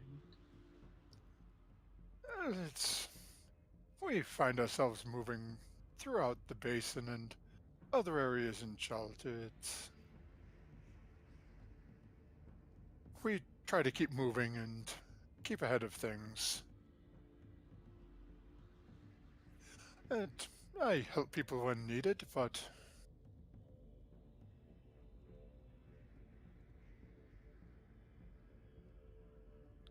He helps people, I whisper towards Quen and the party.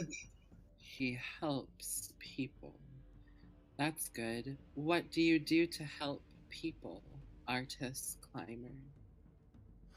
Uh, I have been traveling through Chult for quite a long while.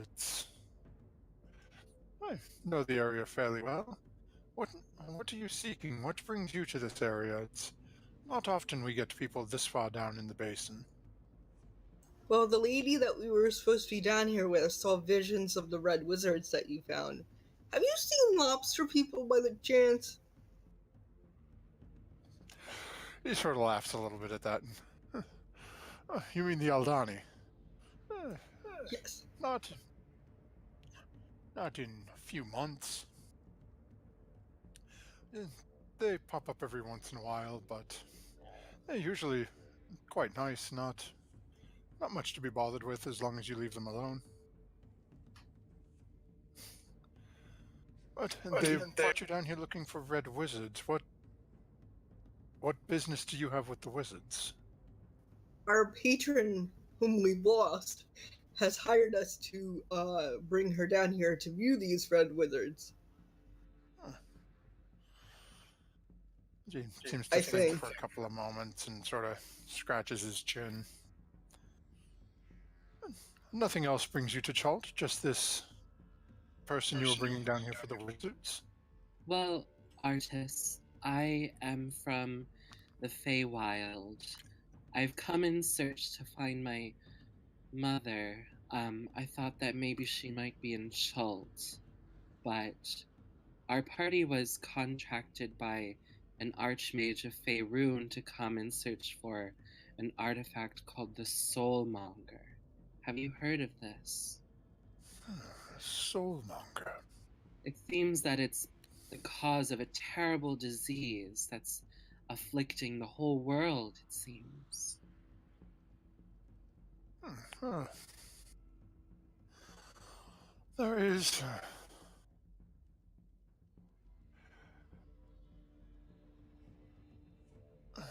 I have heard rumors of such an item, but I do not know its location.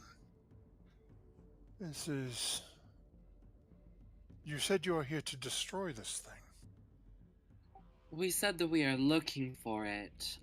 We don't know if destroying it will end its plague, but we will use any means necessary to find it and destroy it, if necessary. It seems like we may be able to assist each other. I am.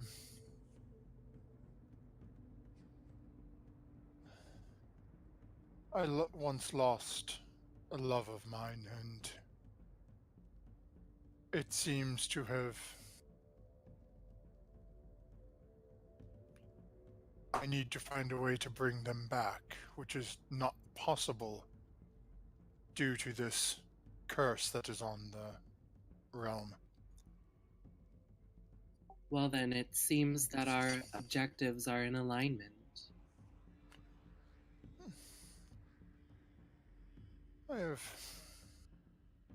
I had been seeking aid from a ancient being, Saja Nabaza, to try and aid me in bringing them back, but it seems that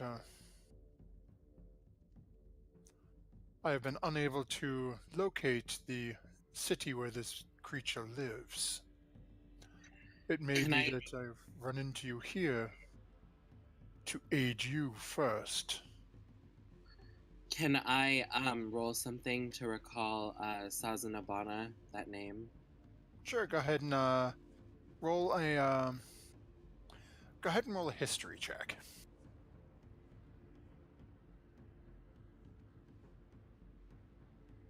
No, it's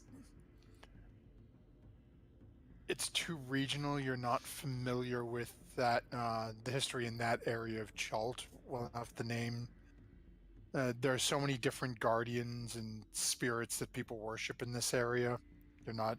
That one's not ringing a bell. I don't know much about this Sazanabana, but you seem like well enough people, so perhaps if you're not opposed to it, we can help each other out and watch each other's backs. If you do not have any issues with it, it does appear that our desires are in line with each other, at least for the time being. We I think found a everything guide! Quinn reaches out his hand quite slowly and tenderly to shake Artis's hand, and he says, "Then we have an accord." Artist reaches out much quicker and faster and clamps down, you know, He-Man or Hercules, forearm grab style. I shake the other person's hand, the Sorio. So Oh yes, my apologies. What is your name, fair sir? as he turns and acknowledges you, and you immediately, as the two of you turn and sort of acknowledge this individual, you get all of a sudden the strong scent of lemon. I like lemon. And as this happens, all of a sudden you hear beside you as Artist starts to laugh a little bit. He goes, "You'll have to forgive Dragonbait. He doesn't speak. The language of the Storios is far beyond the range of our hearing. He trained himself to, for lack of a better term, to communicate via scent." Oh, that is so cool. I get really excited. One of his, as you can currently tell, Lemon, is a basic joy or pleasure, basically a warm feeling for him. Apparently your acknowledgement has put him in a rather good mood. I get really excited and I bounce up and down. I'm like, oh yeah, it's good to see you too. Oh my goodness. And then I shake Artis's hand too, very, very grandly, like, thank you, sir, like up and down, very. So as you guys start getting situated, and and Dragonbait and Artist start packing up their canoe, getting their camp pulled together to move along with you guys, you get everything situated back up, and he starts pointing out towards the south, and with your roll from earlier and his knowledge of where the last areas they had seen the Red Wizard, you guys start making your way back down the river, and as you're going further down the river, it's starting to open up into a wider, almost like a lake-like area as you move further south during the day and during your travels. Now, as I got all looked on that one, I forgot to look at the second roll.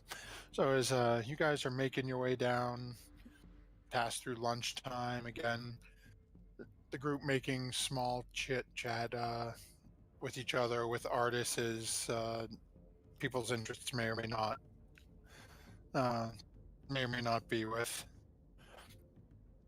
Let me see here. I'm gonna jump back up and see what that other roll was. Okay. We have. Forgive me, I just lost my. Oh. So as you guys are moving right along, proceed to lunch goes through, evening comes, artist is starting to point out a couple of decent spots he thinks where you could pull up and make camp for the evening. Are you guys going to listen to where he's sort of pointing you off to the side? Oh yeah, definitely. So as you guys are moving your way down to set camp, you found is with your roll and the how well you guys did, you've actually moved a good deal further than you had anticipated and cleared through most of what had opened into. Yeah, that's right. Moved through most of what had opened up into that lake, almost clear to the other side at this point as you've pulled over. Uh, you guys get the canoes pulled off to the side, sort of tied off. Start setting up your camp. Now, once more, as you guys set up, Malik proceeds to immediately head into one of the tents to take care of the fiddle. Once it gets tuned up, starts playing a nice low melody as you guys proceed to start getting food set up for dinner. As you guys are talking, Artist sort of looks over at the group and says, well, if no one has any objections, I'd be more than happy to assist with a watch this evening or take one on my own. The choice is all of yours, of course. Oh, also, you can assist me. Okay. So, you guys setting up and are you guys doing the same 2 and 2 again? Yes. Don't have anyone else. And Solana, which one would you like Artist to help you with, first or second? First and Gizzard was second. Okay. And then Quinn, would you like any assistance for yours, or? Yes. I guess. Can I say I want assistance on the one I roll the lower on? Well, no. Who do you want to help with? Like, who do you want to help you with your watch? You've got Devanay, Malik, or the new Soriel. Oh, Soriel. Let's get to know each other. Okay. Let's see here. Where did I put my Soriel? Okay. So let's see here. And Solana, did you roll yours already? Nope. Okay. Yeah, those are both for me. And then I'll roll Gizzards when you need me to. Oh yeah, go ahead and roll Gizzards. Okay, and then we have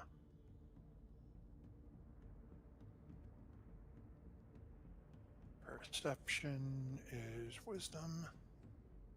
Okay, so Gizzard got a 10. Artist got a 10. And then Quinn, did you roll yours yet?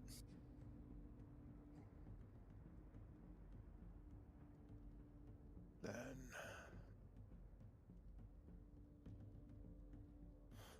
okay. We have a 15 from Dragon Bait and a okay. And 16, and then we have. Alrighty then. So as you guys proceed to set up camp for the evening, Quinn goes to get himself situated for the evening's watch, and then Solana, you and Artist start taking the first watch. Anything you're looking to accomplish during this watch? No, I keep an eye out, but I want to get to know Artist better, so I talk to him about his past and stuff like that, and maybe ask him a couple questions about the area. Oh, okay. Show him some of my shinies. So as you're speaking with him, like, what sort of information are you looking to, like? Oh, how long he's been in the area, what he knows about it, where was he born, his life story. No, I'm kidding. How long he's been in the area, anything we should be aware of in the immediate vicinity, and then I show my shinies because I trust him and I like him. Okay, go ahead and roll a persuasion check for me.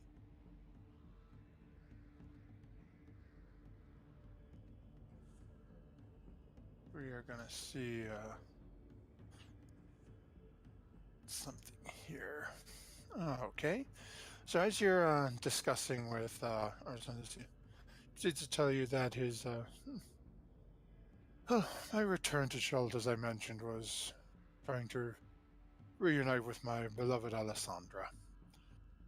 She disappeared long ago with the city we lived in, Mesro, during the spell plague.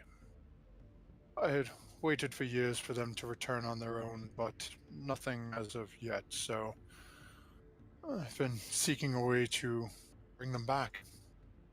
That has brought me back to Chult, and again seeking, as I mentioned before, Saja Nabaza, who is I have heard rumors of lives in the ruins of Oralunga, but I have no knowledge of the city, and again, with this death curse present, it seems like I will have to resolve that issue before I can take care of my own. As for uh, Dragonbait, we met in Port Nyanzaru when I first arrived, and he's a good friend to me. We travel around and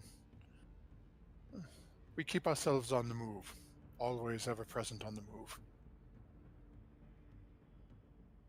You seem like very nice people. Thank you, and it seems you all are quite the interesting group as well. Yeah, we're kind of a motley crew, but we get along. Yes, the scaled one is a little strange, but yeah. He seems to enjoy eating those small creatures he keeps pulling out of his bag occasionally, so to each their Yeah, own. among other things too, but we just let him. It's okay.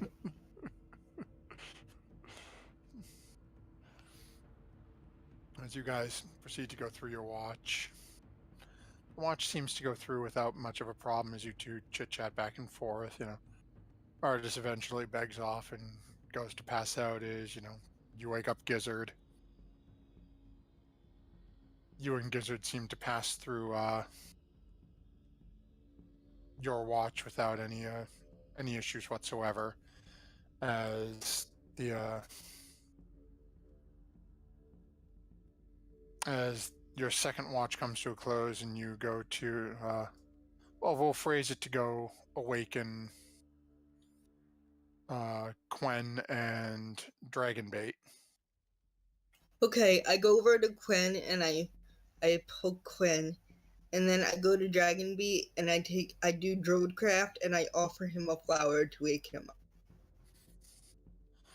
Okay, so let's see here. So as Quen gets woken up and as you present Dragonbait with the flower and sort of use it to wake him up. You get as comes to consciousness and sort of looks at you for a moment. You get a soft scent of honeysuckle and sort of a mixture of honeysuckle and lemon. Oh, okay. And I smile and go to bed. So as Dragonbait gets up and picks up his sword and sort of leans it on his shoulder, walks over by you, Quen, and just sort of tilts his head and nods a little bit. And as you start to notice his Dragonbait takes to start looking around the camp, you start to get the slight scent of wood smoke. Just the scent of wood smoke? Yep. And it's coming right from Dragonbait. Oh, okay. If you remember back to what Artis said, that the only way he communicates is via sense.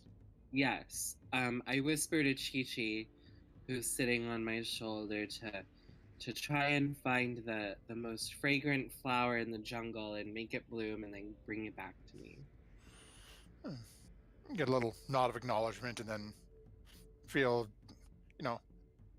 the 16th of an ounce disappears. This tiny little elemental jumps off your shoulder and sort of disappears into the wilderness to go follow your instructions. And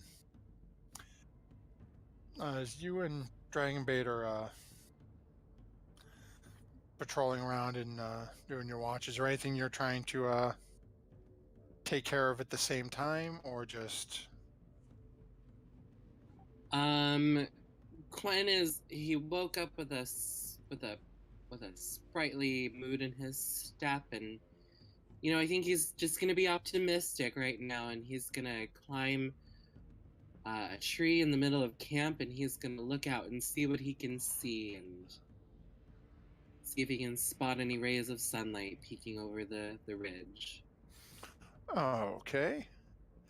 So, okay, given the let's just say roll a d8 for me. We're gonna go random direction here and see. This is gonna be very entertaining, actually. Okay.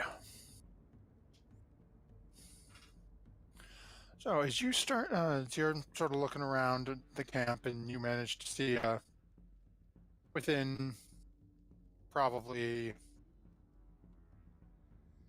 I'll say, maybe 7 or 8 feet past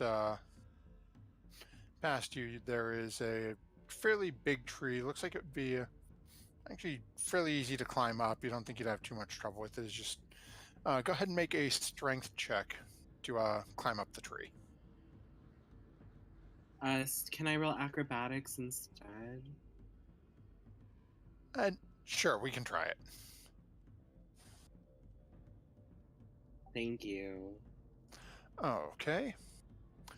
So as you, the tree seems to be branched out enough, low enough, so you start basically making these little like hop, skip, and basically like bouncing from the ground on moving on up. As you get about,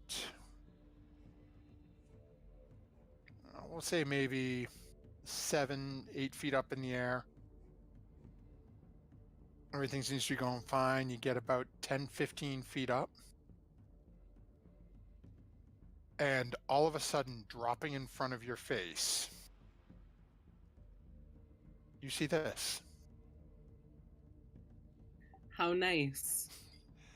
That's cute. As it's hanging there looking at you, a strange, almost, I guess the best way to describe it would be almost a curiosity to you. As it just sort of appears, head sort of moves, mind you, as it's hanging upside down looking at you. The head sort of moving its face back and forth. Like it seems just strangely interested in you.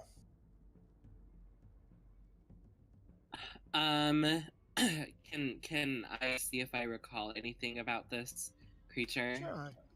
Go ahead and make go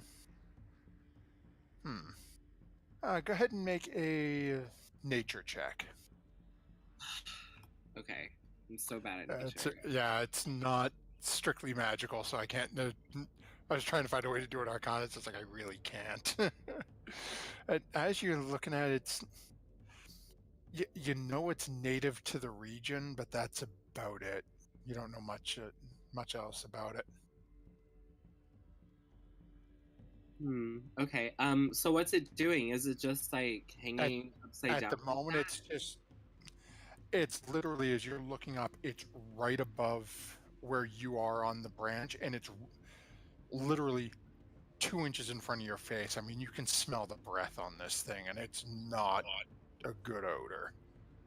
Is it asleep or is it awake? Oh, it's awake. It's staring you in the eyes. It's sort of swaying back and forth, just looking at you like, what are you? Okay. Animal handle it. Well, Gwen is going to he's gonna try and drop down and land on his feet and then run away very, very fast. Okay. So you managed to drop down without a problem. You're not that, you're only about 10 or 12 feet up. So you drop back down a couple of branches, and as you start looking around, you notice that from the trees around you, you can see more of these creatures starting to drop down. And I call out for uh, dragon bait. as you make that sound, as you drop down, and that little sort of almost cry comes out, you get a strange scent as you can hear footsteps coming up behind you of brimstone. And then, I look up and I point at the monster.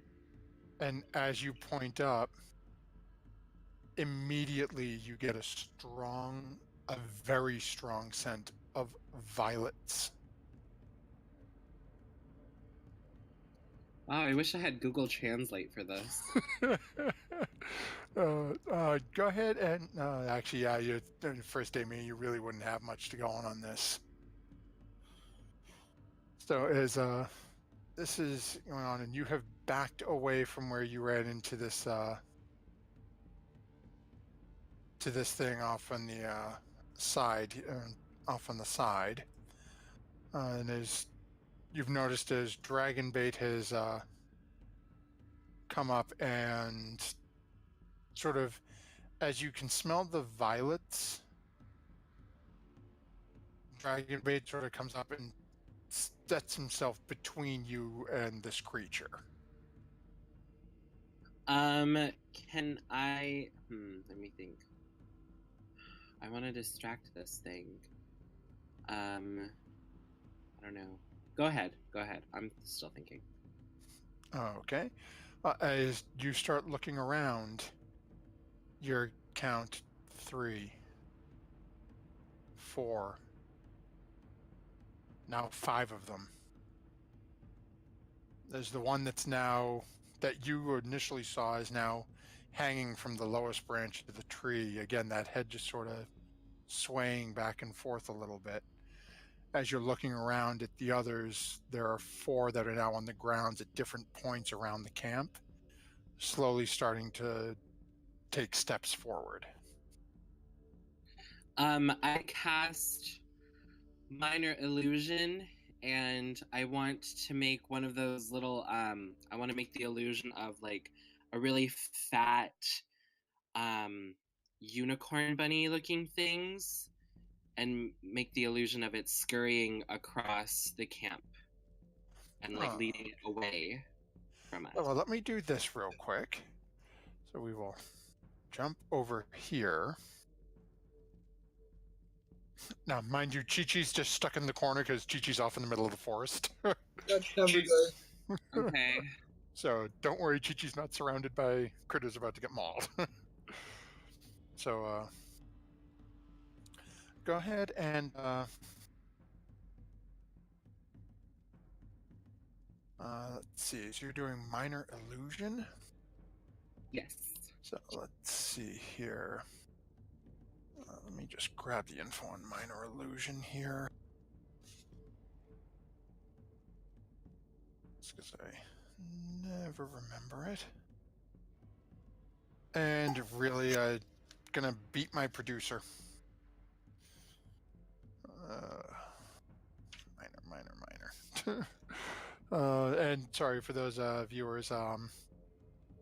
My producer has just advised me that Artist Climber, who you can see on the screen on Twitch, he claims he looks like Nicolas Cage. Apparently some of my party agrees, so they're going to be the first to die. Okay. I have it. Hold on. Yeah, no, I've got it pulled out now.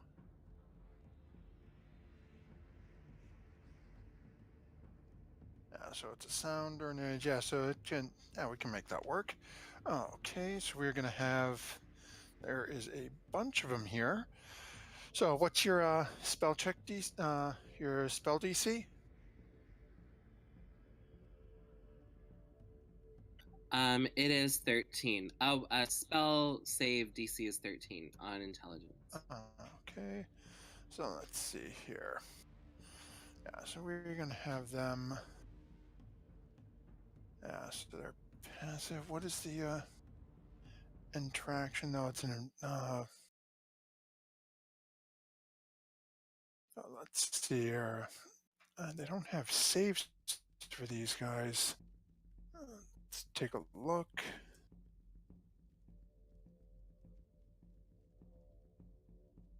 Okay.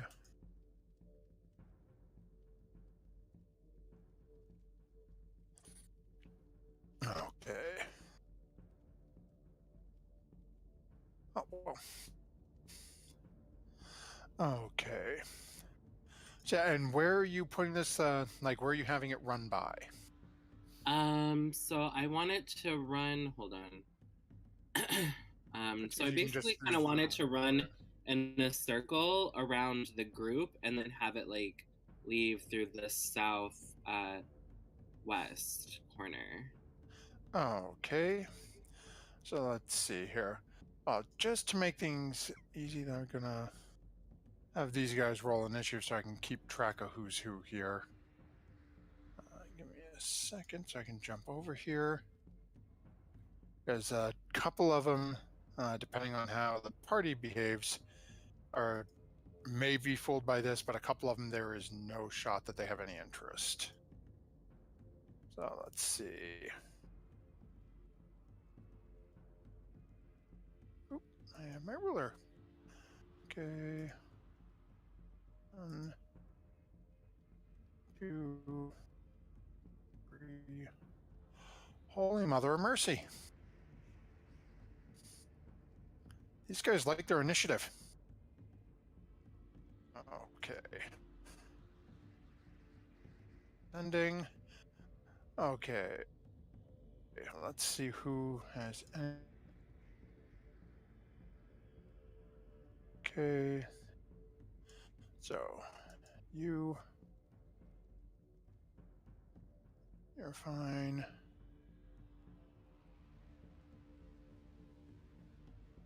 You're gonna chase. And the last one's fine. Okay. Yeah, so 2 of them are going to be interested in following that thing around. So do me a favor. I'm going to ask all of you to go ahead and roll initiative for me. And then, because 3 of them are not interested in that thing at all and are interested in you guys. So we're going to see, you see initiative tracker, see what happens and what these, where we go. I can't roll initiative for Gizzard or anything.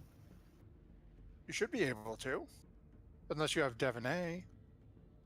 No, I can't click on his icon. Oh, the that requires foresight of the GM.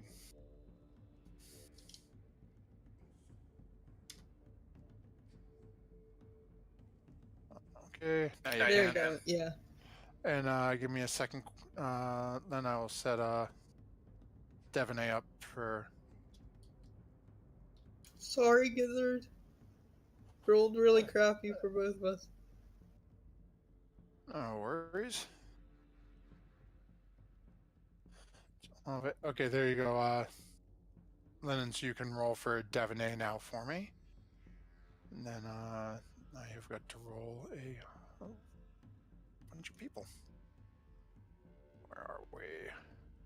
Dragon bait.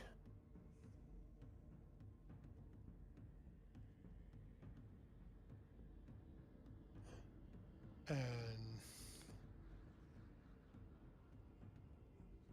initiative.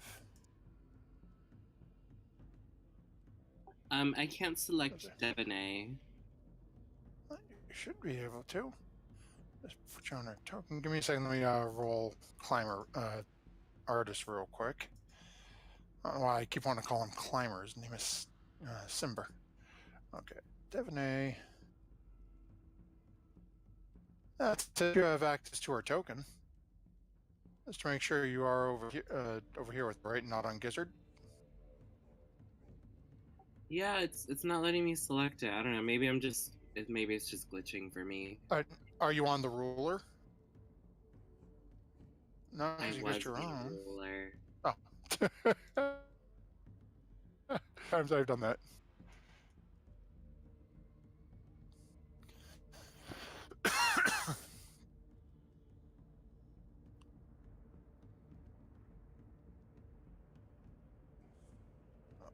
Okay, and then Alec, we have you. Okay.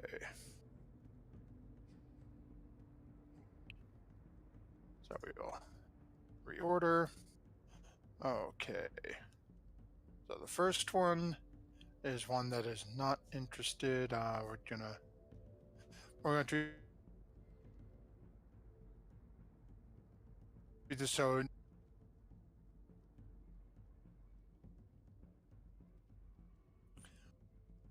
Quen, where are you starting your rabbit from? I'm gonna start right there, Okay. and then have it circle around us, and then leave through the bottom left corner. So you're talking sort of like that. That didn't come through. Yes, correct. Okay. So let's see here. So going with, and you said it's going to be one of the little, I want to call it a bunicorn. I'm pretty sure that's not what's actually called. I want a but that's what bunicorn. we're gonna- I want a bunicorn. Let's see. I want a bunicorn. Not Hey, in there. where'd he go? Okay. So we are going to, there we go. We'll make believe bunicorn. So what we are going to do is we're going to hold this illusion. We are going Why to. is it an illusion? Let's see. What can we use? Yeah, we'll do this one to show for an illusion. So we'll set it running as regular. So we'll give it its normal movement speed here. So I'll get Stop trying to pet You're the illusion. No. Okay, so as you set that going is the beginning of our sort of surprise round here. These guys are more interested in you at the moment, so they're gonna ignore. They're gonna ignore and sort of just take a step or two closer to the group and keep looking around. This guy is down here and is seeing it very interested in this thing. So it is going to go running its full speed and can't quite get to it. Malik is currently unconscious.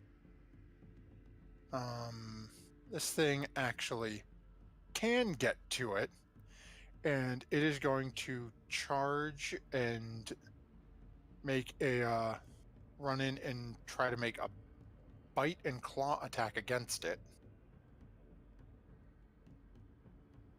So as it runs in, and it's immediately as it goes in to go for the bite, it is now fully aware that it is an illusion. And it gives off this strange sort of, I guess I'll call it almost a cry or shout. And as you hear it start echoing around you, as it's the others in this small group that have come to explore it, basically look into this camp.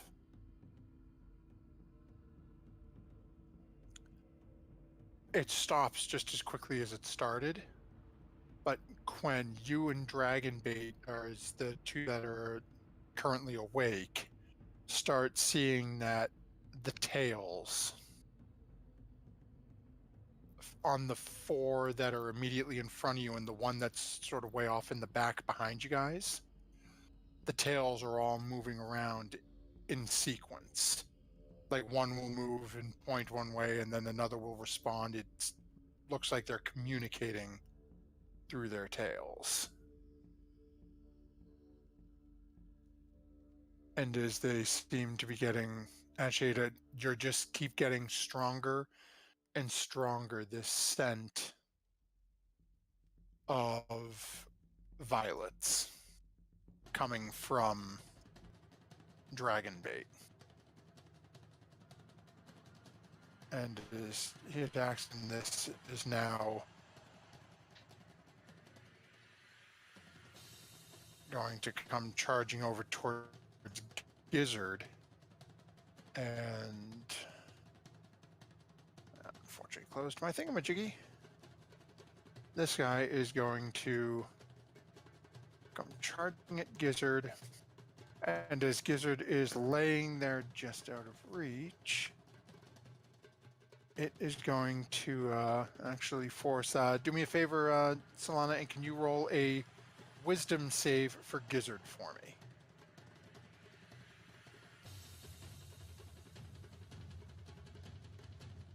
Oh, Good. Oh, Gizzard okay, got good. lucky. Good. As this creature looks at Gizzard and just sort of cocks his head and glares in at Gizzard. It seems to have no effect. You're welcome, Gizzard. Artis is asleep, actually. Bye-bye, Almirage. You were a lovely Mirage while you were there. Really didn't think they were going to get there that quick. Artis is unconscious. Dragonbait is going to take a couple of steps down. Use his action to shake Artis awake. Then once more step back in front of you, Quen. In between you and there's a couple of critters that can see there. And that brings us to you. So you are conscious. You've got Devaney, Solana, Melik, and Gizzard near you. I'm gonna use my bonus action to activate my spell singing ability. So Quen starts to glow a silvery sheen, and he's gonna let loose an arrow with his longbow on this guy here. I think that's the first one he saw. So he's gonna. Yep, that's the one that just took a bite out of your illusion. Yeah, I'm really mad about that. So I'm gonna shoot an arrow at it. Okay. So unfortunately, as you're watching, as this thing's just sort of bobbing and swaying a little bit, the arrow just goes a little wide. Bugger. Okay, fine. Okay, so this guy, Gizzard is still asleep for this first round as he was out. Devaney's still out. Yeah, this is the first watch. So Solana, you would still be out at this point. And that brings us back to the top of the order with this guy who's going to come waltzing in a little bit and actually looking at Artis. Is going to try to do the same thing Artis that they just did to Gizzard. And that's going to be a wisdom save. Artis, and Artis is fine as this thing focuses on Artis. And Quen, as you're looking and as you watch this thing saunter over toward Artis, notice the eyes seem to go a little bit wider than you expect as they focus on Artis for a moment. But Artis doesn't seem to be affected by it.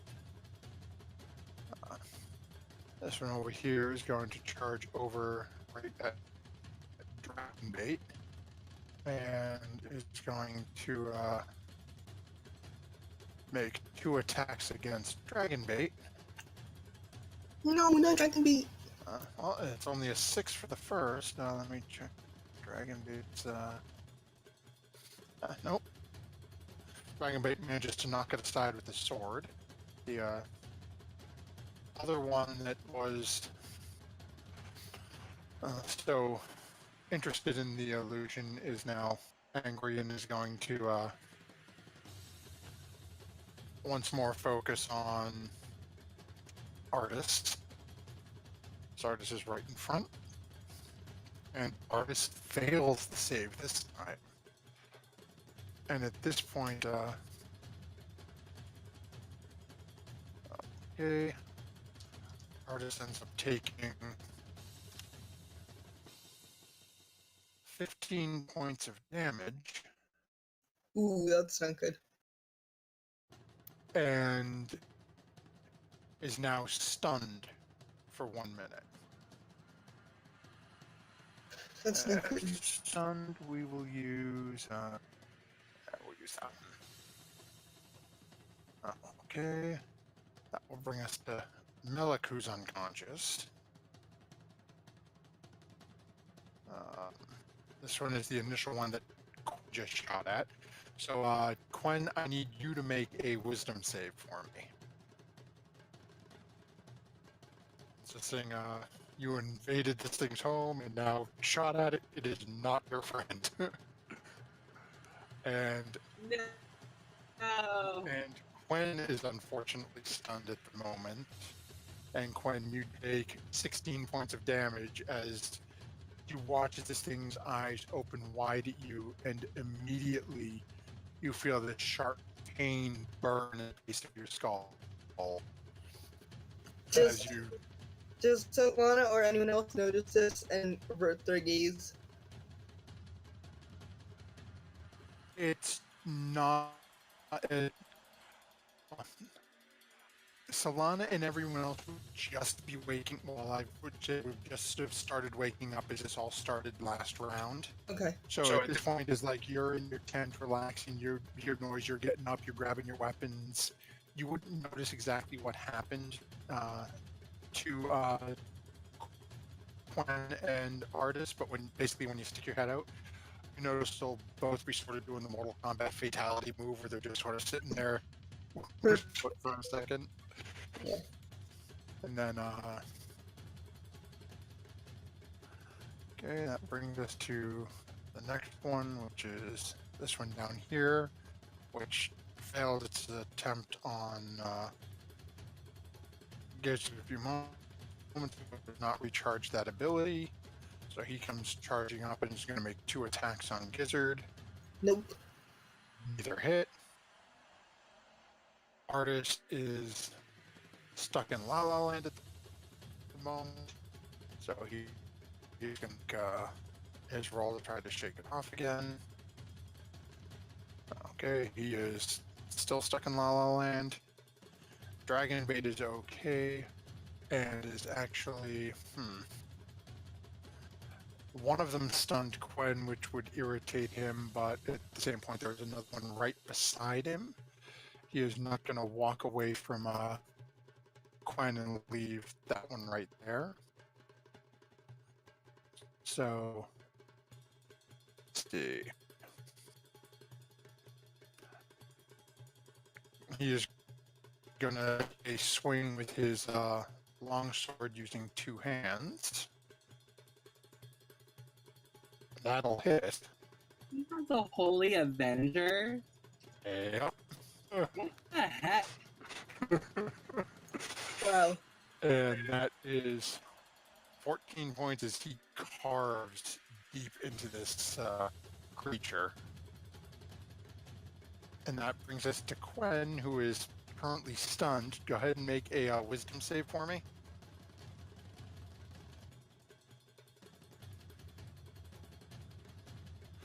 Okay, so as your turn comes to an end, you are no longer stunned. Okay. Do I have can I use a bonus action? Or a reaction, sorry? A reaction, yes. Yeah. Okay. I'm gonna misty step away. Okay. So I'll give you 30 feet, wherever, so somewhere down like, yep.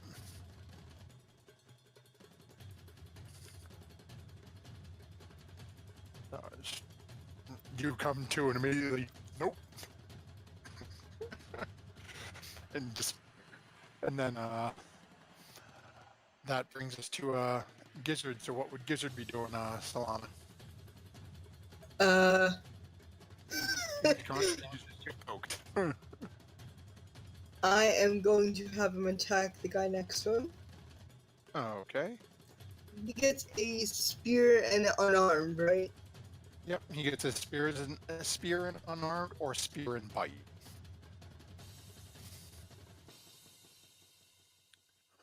Okay, spear will definitely hit. That is a hell chunk of damage. And actually stole the unarmed strike, so go ahead and roll damage on that one. Oops, sorry. Oh, no worries. Still another 6. So as you notice is Gizzard drives his spear and then hauls off with an elbow this time because, I don't know what the heck other moves he do. Seems to take a decent chunk out of that one. And then that will bring us over to Day. So, Quen, what did Devonay do in the situation? I think Devonay would try and do the chivalrous thing and try to rescue whoever is in need of help, but that's probably me right now, so I don't know. Yeah, do that. Rescue someone. So right now, from where Devonay is, there are 2 creatures that you can see have messed with people. The one due south, which is being beaten up by Gizzard as she's watching, and the one next to the Sorial Dragon Bait. Maybe she'll attack the one she's right next to. Okay. Then,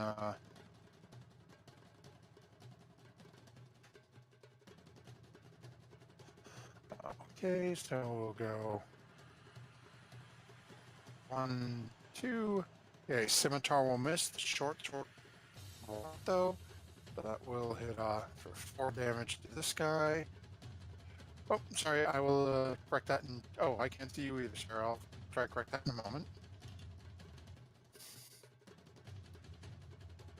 Reconnect. Hey, we exist. And speaking of Solana, that brings us back to Solana. Alright, So Solana, you are conscious. You hear all sorts of racket going on outside your camp yet again. God, it's hard to get a good night's rest with you guys. Solana's gonna be nice, and since she doesn't have anything else, I don't know, she's gonna do Lesser Resto on Artis. Oh, okay.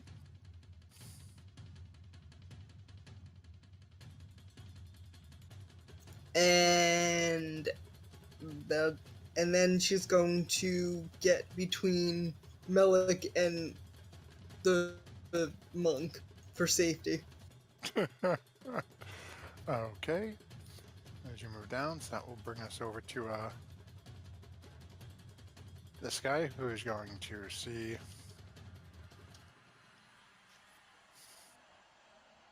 gets that no! ability back.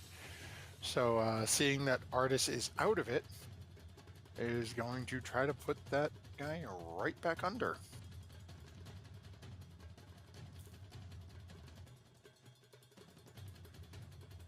We will fire off another wisdom save for Artis. Why, Artis? Why? Artis is Unlucky. it's not the wisest individual, apparently. Now, mind you, he has a +3.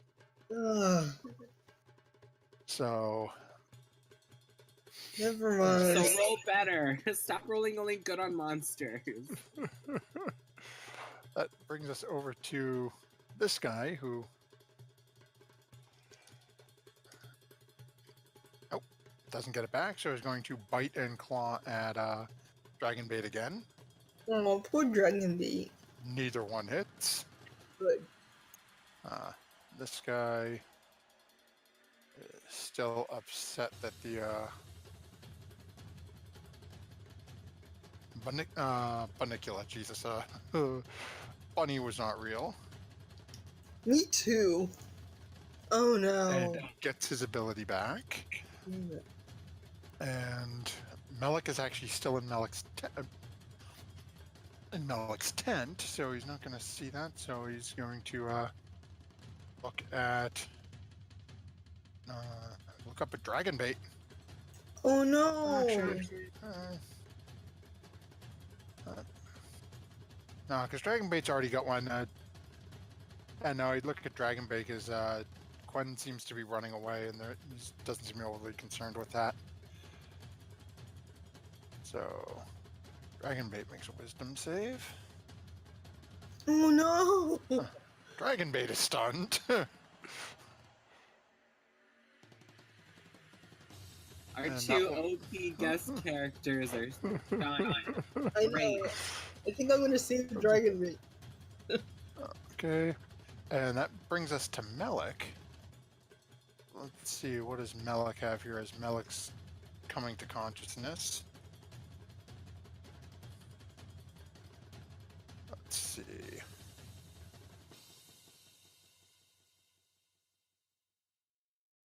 Come on. It doesn't look like Melik's got much in the way of heals in yours. So, yeah, nothing that's going to do much in terms of that. We've got Thunderwave, Fairy Fire. I don't know what Bane. I think Melik might cast Fairy Fire on the two over here. The two. Then Okay. they'll be easier to hit. Alrighty then. So, pop some Fairy Fire over there. Then makes. Okay, let's see. Workforce. Okay, so Fairy Fire, and that is a Dexterity save. First one hits. Second one hits. That brings us up to this guy who's going to charge over to the stunned. Yeah, those will both hit easily. Oh no! And that is going to knock 10 damage off of Dragon Bait. Bring us back over to this one who is next to Gizzard, who is going to hop off and, oh, actually. Okay, so the one up top didn't get it back. The one in front of Gizzard didn't get it back. Good. So, Bite and Claw to Gizzard again. 24 will hit Gizzard finally. Ugh. That is 11 damage to Gizzard. That brings us back to Artis, who is not. I am not pulling up his sheet again just to click that. Roll 1d20 plus 3. End of Artis's turn. He's back in the real world again. Let's see if he gets knocked out again. Dragon Bait has the exact same stat as him. He's an 8. He's still stuck. That brings us back to Gwen. Quinn is gonna stay where he's gonna cast Magic Missile on this one. On that one, he's gonna cast Magic Missile. Okay, fire away. Let's see what happens with these weird little critters.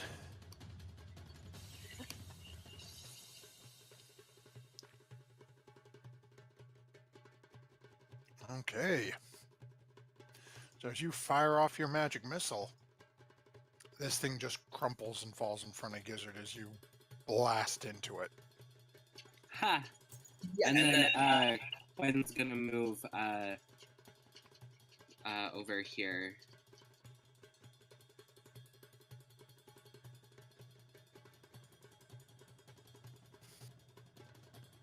He's gonna move closer to his friends.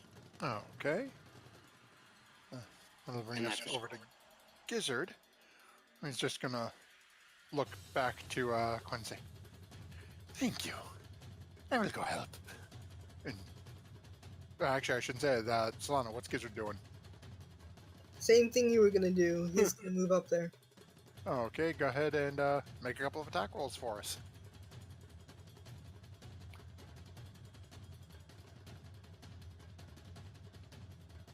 That'll hit. Actually, before you roll his second attack, that's enough. Oh wow. Okay.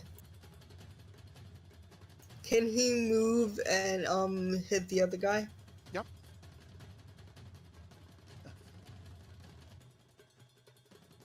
And go ahead with your unarmed. And that'll hit as well. Oh, and that's a bite.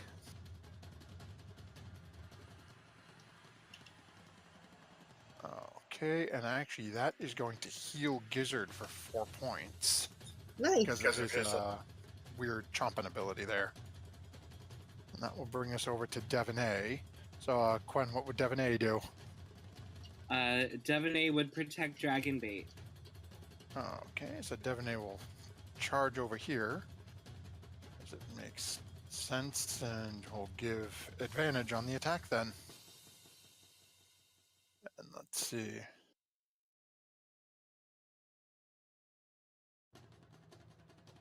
Okay, we have roll 1, roll 2.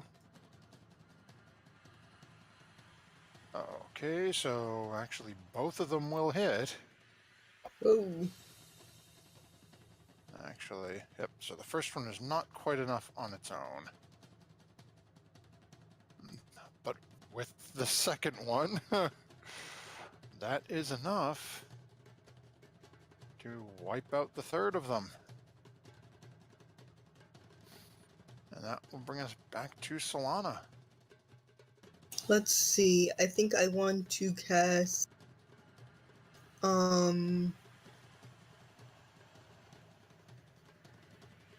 Thunderwave. Good pick. Okay. Right there. And where are you casting it? Okay, right on the top of the two of them? Yeah. Isn't it a 10-foot radius? So I'm just double checking. So I think you're about to smack, what's his name in the face, unless you move it a little. Artist. Oh. It's a 15-foot cube from you. Oh. Okay. So you'd have to move and get up in their face in order to do that. Well, not in their face, but pretty much. Alright, Like you then I can will move down not over do that. here and Okay, shoot maybe it I'll do forward that. at them. Basically, if you start down here in that square, it would go 15 feet forward. Okay, I'll do that.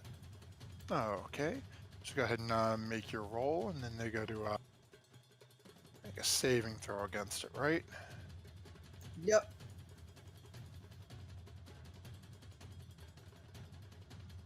And what's your spell save DC? 14. Okay. And what is it? Is it Dex or? So I haven't seen the roll come up, so I can't remember the spell. Didn't come up? Hold on. No.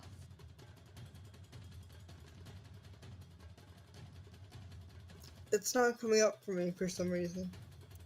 Okay, let's see. I had that trouble a little earlier with one of Melik's spells. Okay, so let's see. You said you're a 14, right? Yeah. Okay, go ahead and roll 2d8 for me. Oh wait, hold on. No, still not coming up. Okay. Okay.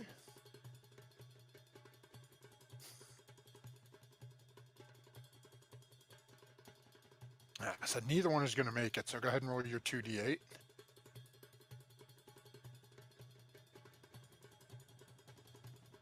Okay.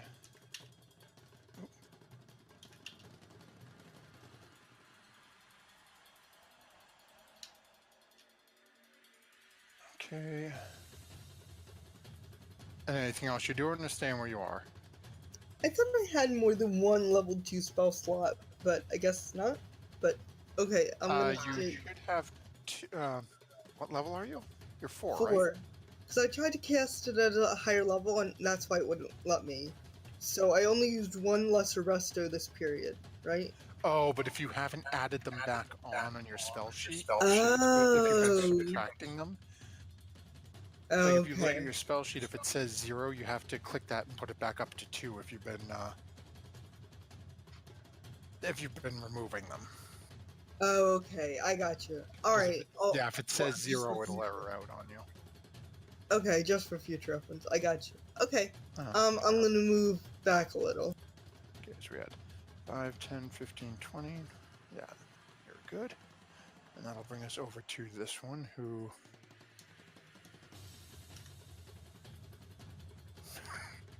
gets attacked again. But this time is now moving. Actually, he doesn't even have to move. He can do it from here. Go ahead and make a wisdom save for me, Solana, as you just tried to evaporate him using using thunder. So, Oh God, and that's one of my save rolls. okay, so that is Oh no. 5d6. Is that oh, the best roll I've had so far. So at the start of every turn, they have to roll a d6. If they get a 5 or a 6, they get the attack back. Okay, thanks. Not a problem. So, Solana, you are now stunned, and you take 12 points of psychic damage. Gotcha. As once you and Quinn have now both experienced is this thing's eyes go a little funny looking at you, and then at the base of your skull, all of a sudden you feel this burning sensation, and then look like a Mortal Kombat fighter spinning in circles, Great. so waiting for someone to uppercut you. And that will bring us over to this little guy, who does not get his back. So I was going to charge forward and bite and claw at Mr. Artis and miss both of them. And that will bring us over to Melik. And what do you all want Melik to do? Anything in I Fairy want Fire Melik to again? kill it. Something I want Melik to kill the thing. Yeah. Let's see. What does Melik have that might be kill worthy? Vicious mockery. That's Vicious Mockery is fun when Melik is here. Because Melik is a Okay. great mind for insults, but it's low damage to metagame a little. Fair enough. Actually, you know what? Melik has the same Thunder Wave spell you do. Mhm. So we will have Melik move over one block so as not to hit Artis, and then fire off a Thunder Wave as well. Really? That's right. I haven't fixed that yet. I'll roll 2d8. Actually, you know what, what's the higher level for Thunder Wave? It's an extra I d8, right? 1d8. 1d8. Yeah, so we will have Melik burn a third level slot to do this and do 3d8. Wow. I think Melik would approve. Melik would not approve of my roll, though. No, No, probably not. Okay. he would be silent after that. Okay, so the first one is going to take the full 11. Whoa, as I throw my mouse across my keyboard. And the second one is going to take half that. Okay. And that will end Melik's turn because Melik can't move away without getting smacked. That one's dead, so that brings us over to Artis, who is more than a little irritable about being basically a brain hollowed the last couple of things. So he is going to reach into his belt and pull out a small dagger. Step between these two, and he gets to make 3 attacks with his dagger. So he's Yeah. going to fire off the first at the one just south of him. Miss. Second one will hit. So that is 6 damage to that one, enough to take it down. And then make the third attack at the last one and miss again. And that will end Artis's turn.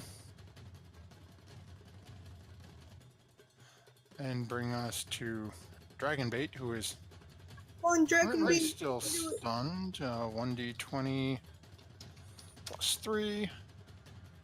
And that is enough. So as Dragonbait's turn ends, he comes back to the land of the living and notices there's only one of these things left. That brings us to Quen.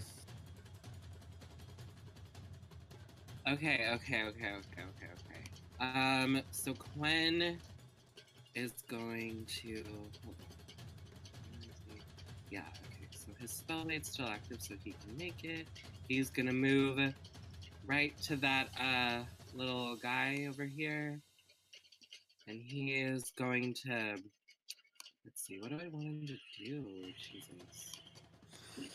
I'm sorry, I didn't prepare for this.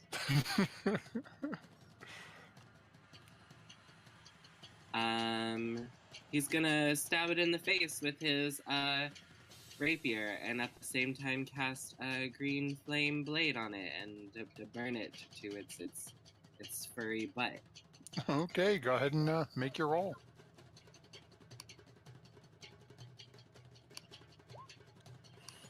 And that will definitely hit. So go ahead and roll your damage. Nice.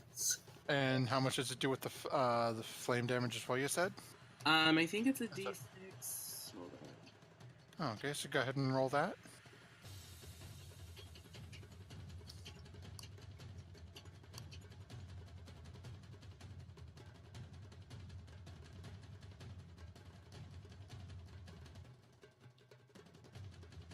And with that being said, Quen, how do you want to do this? Yeah, Quen. So I want to lift my rapier up to my eye level and just stab it right in the center of right between the eyes of it, and have the flame just erupt from the blade and have it consume it. Lovely. As you drive your rapier through the center of this, and you can hear this as it attempts to cry out in something as the gurgle dies in its throat. As you leave the rapier in for a moment, and you can see the flames burst from the blade and sort of spurt around the blade as it's still in its head. As you pull it out, you watch as the flames just envelop the body as it falls to the ground, slowly rotting to ash. As everyone takes a couple of moments to survey the area, you notice that from the tree that these creatures had crawled out of, or near the trees, there's a small, almost like cubby in the base of the tree.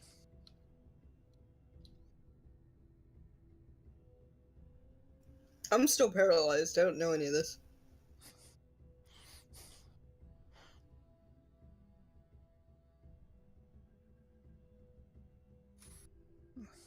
I went to investigate the cubby. If Gwen's not going to do it, Quen will investigate the cubby. a minute passes, and as you look around, you see Quen is currently over at one of the trees, sort of digging around underneath it. Do I roll investigation? Yep. Actually, you know, let's do this. Roll investigation for me. Oh, okay, good enough. And then roll a D100.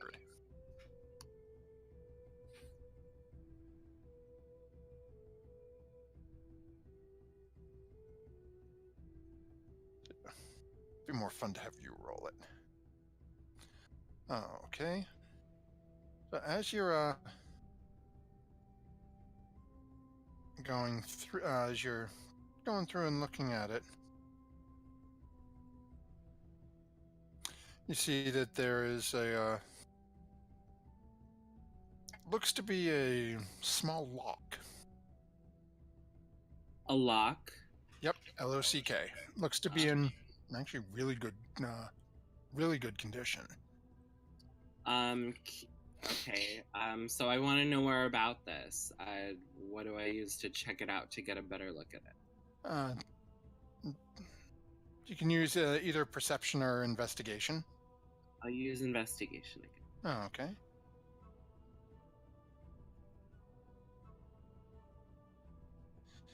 As you look at it, it's. Don't worry, the DC on the check was a 5. It's literally just a lock. It's Dang. shiny. Hey guys, It looks almost brand new. Solana, I found you a shiny. Look, it's a Can lock. I have the shiny? Yes, you may. I put it in my pouch and I get really excited and I hug Quinn. Oh, you're welcome. I hope you don't die.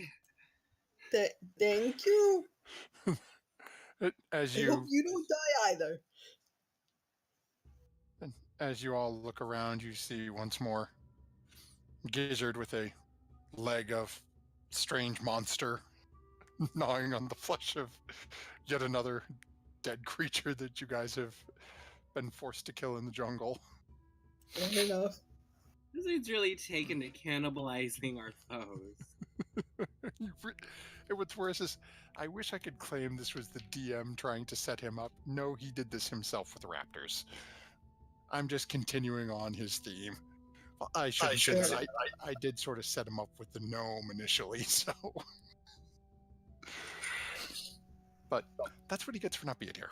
So is you guys managed to get the camp sort of cleaned up, the bodies moved away. Everyone heads in to rest for the remainder of the evening. You finish up, Quinn, you finish up your watches with Dragon Bait as Chi-Chi comes back with the flower you had requested, and you present to Dragon Bait. And once more you get that a very strong scent of lemon.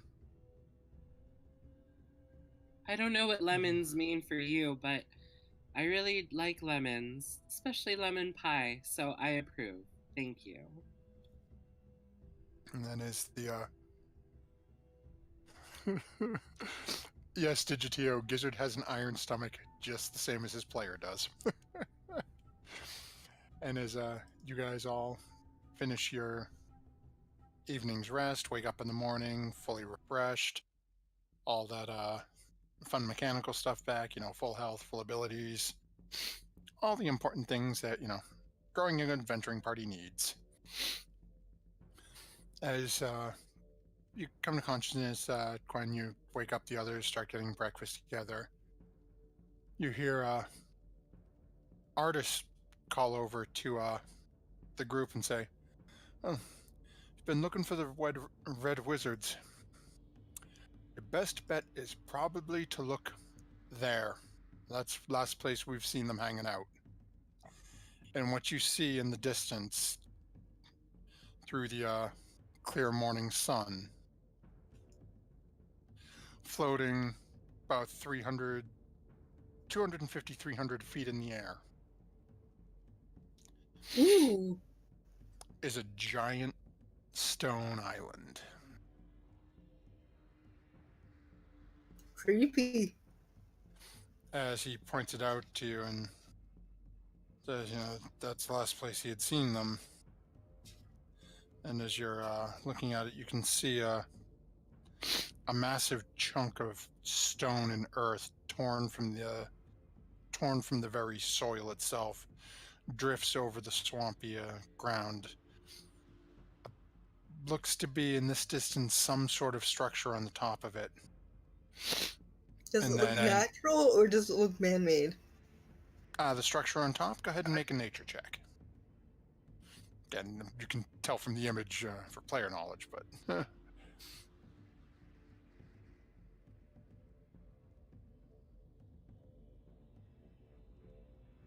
You're pretty sure it's natural. Gotcha. When you're looking at it from this distance, it sort of has it almost kind of looks like a heart. Creepy.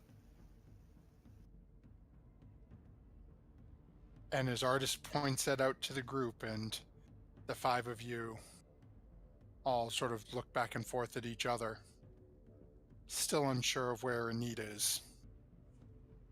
Unsure of most things at the moment, but with your two new companions, the strange scented Saurian and artist Keimer, looking up at this stone heart floating in the air, that's where we'll call an end to this week's session.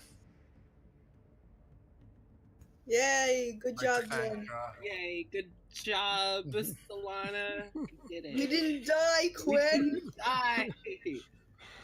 I'd like to thank Digitio and our couple of viewers for hanging out for the end. This was an interesting session. Is a little, well, more than a little light-staffed, but we have. I still think MG should have played JJ. I thought about halfway through.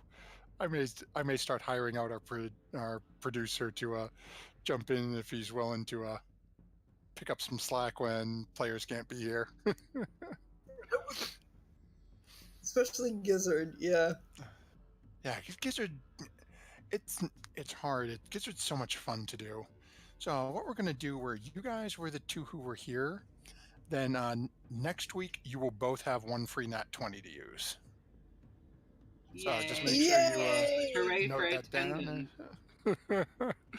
attendance. It was much work to go through. I appreciate you guys staying with for the part of it. It'll be entertaining to for the others when they come in to find out we still haven't found the woman, but you know where the red wizards are, and you found a giant floating stone heart. So with that, once more, I'd like to say thank you to Many-Sided Dice. Is Digitio has reached out to my person to reach out to JJ to reach out to them, and then actually, you know what, Digitio, I am going to steal something from our Friday night stream, and in saying thanks to you for being here with us, we are going to give Digitio 2 toys to play with next week, assuming next time he's here with us. And Digitio, we will give you a nat 20 and a nat 1. You can use those any point when you hear us say something or somebody throws in a roll. You've got one of each you can throw in, be it against me, the DM, one of the players, whatever you want to do. What? You got one free. The only restriction I put on it is you can't override the 2 nat 20s they have. So if Solana says, I want my nat 20, you can't go, nope, nat 1. Anything beyond that, you're good to go. Oh, gotta get on Digitio's good side. Yeah, that's... Digitio's been with us since the beginning, and he is still here with us right now responding to this. So I want to definitely say thank you to you, Digitio, for hanging out with us. And thank you again. We will see you all next week. Bye. Bye, friends. Bye, fans. And Mr. Producer, you can produce us on home.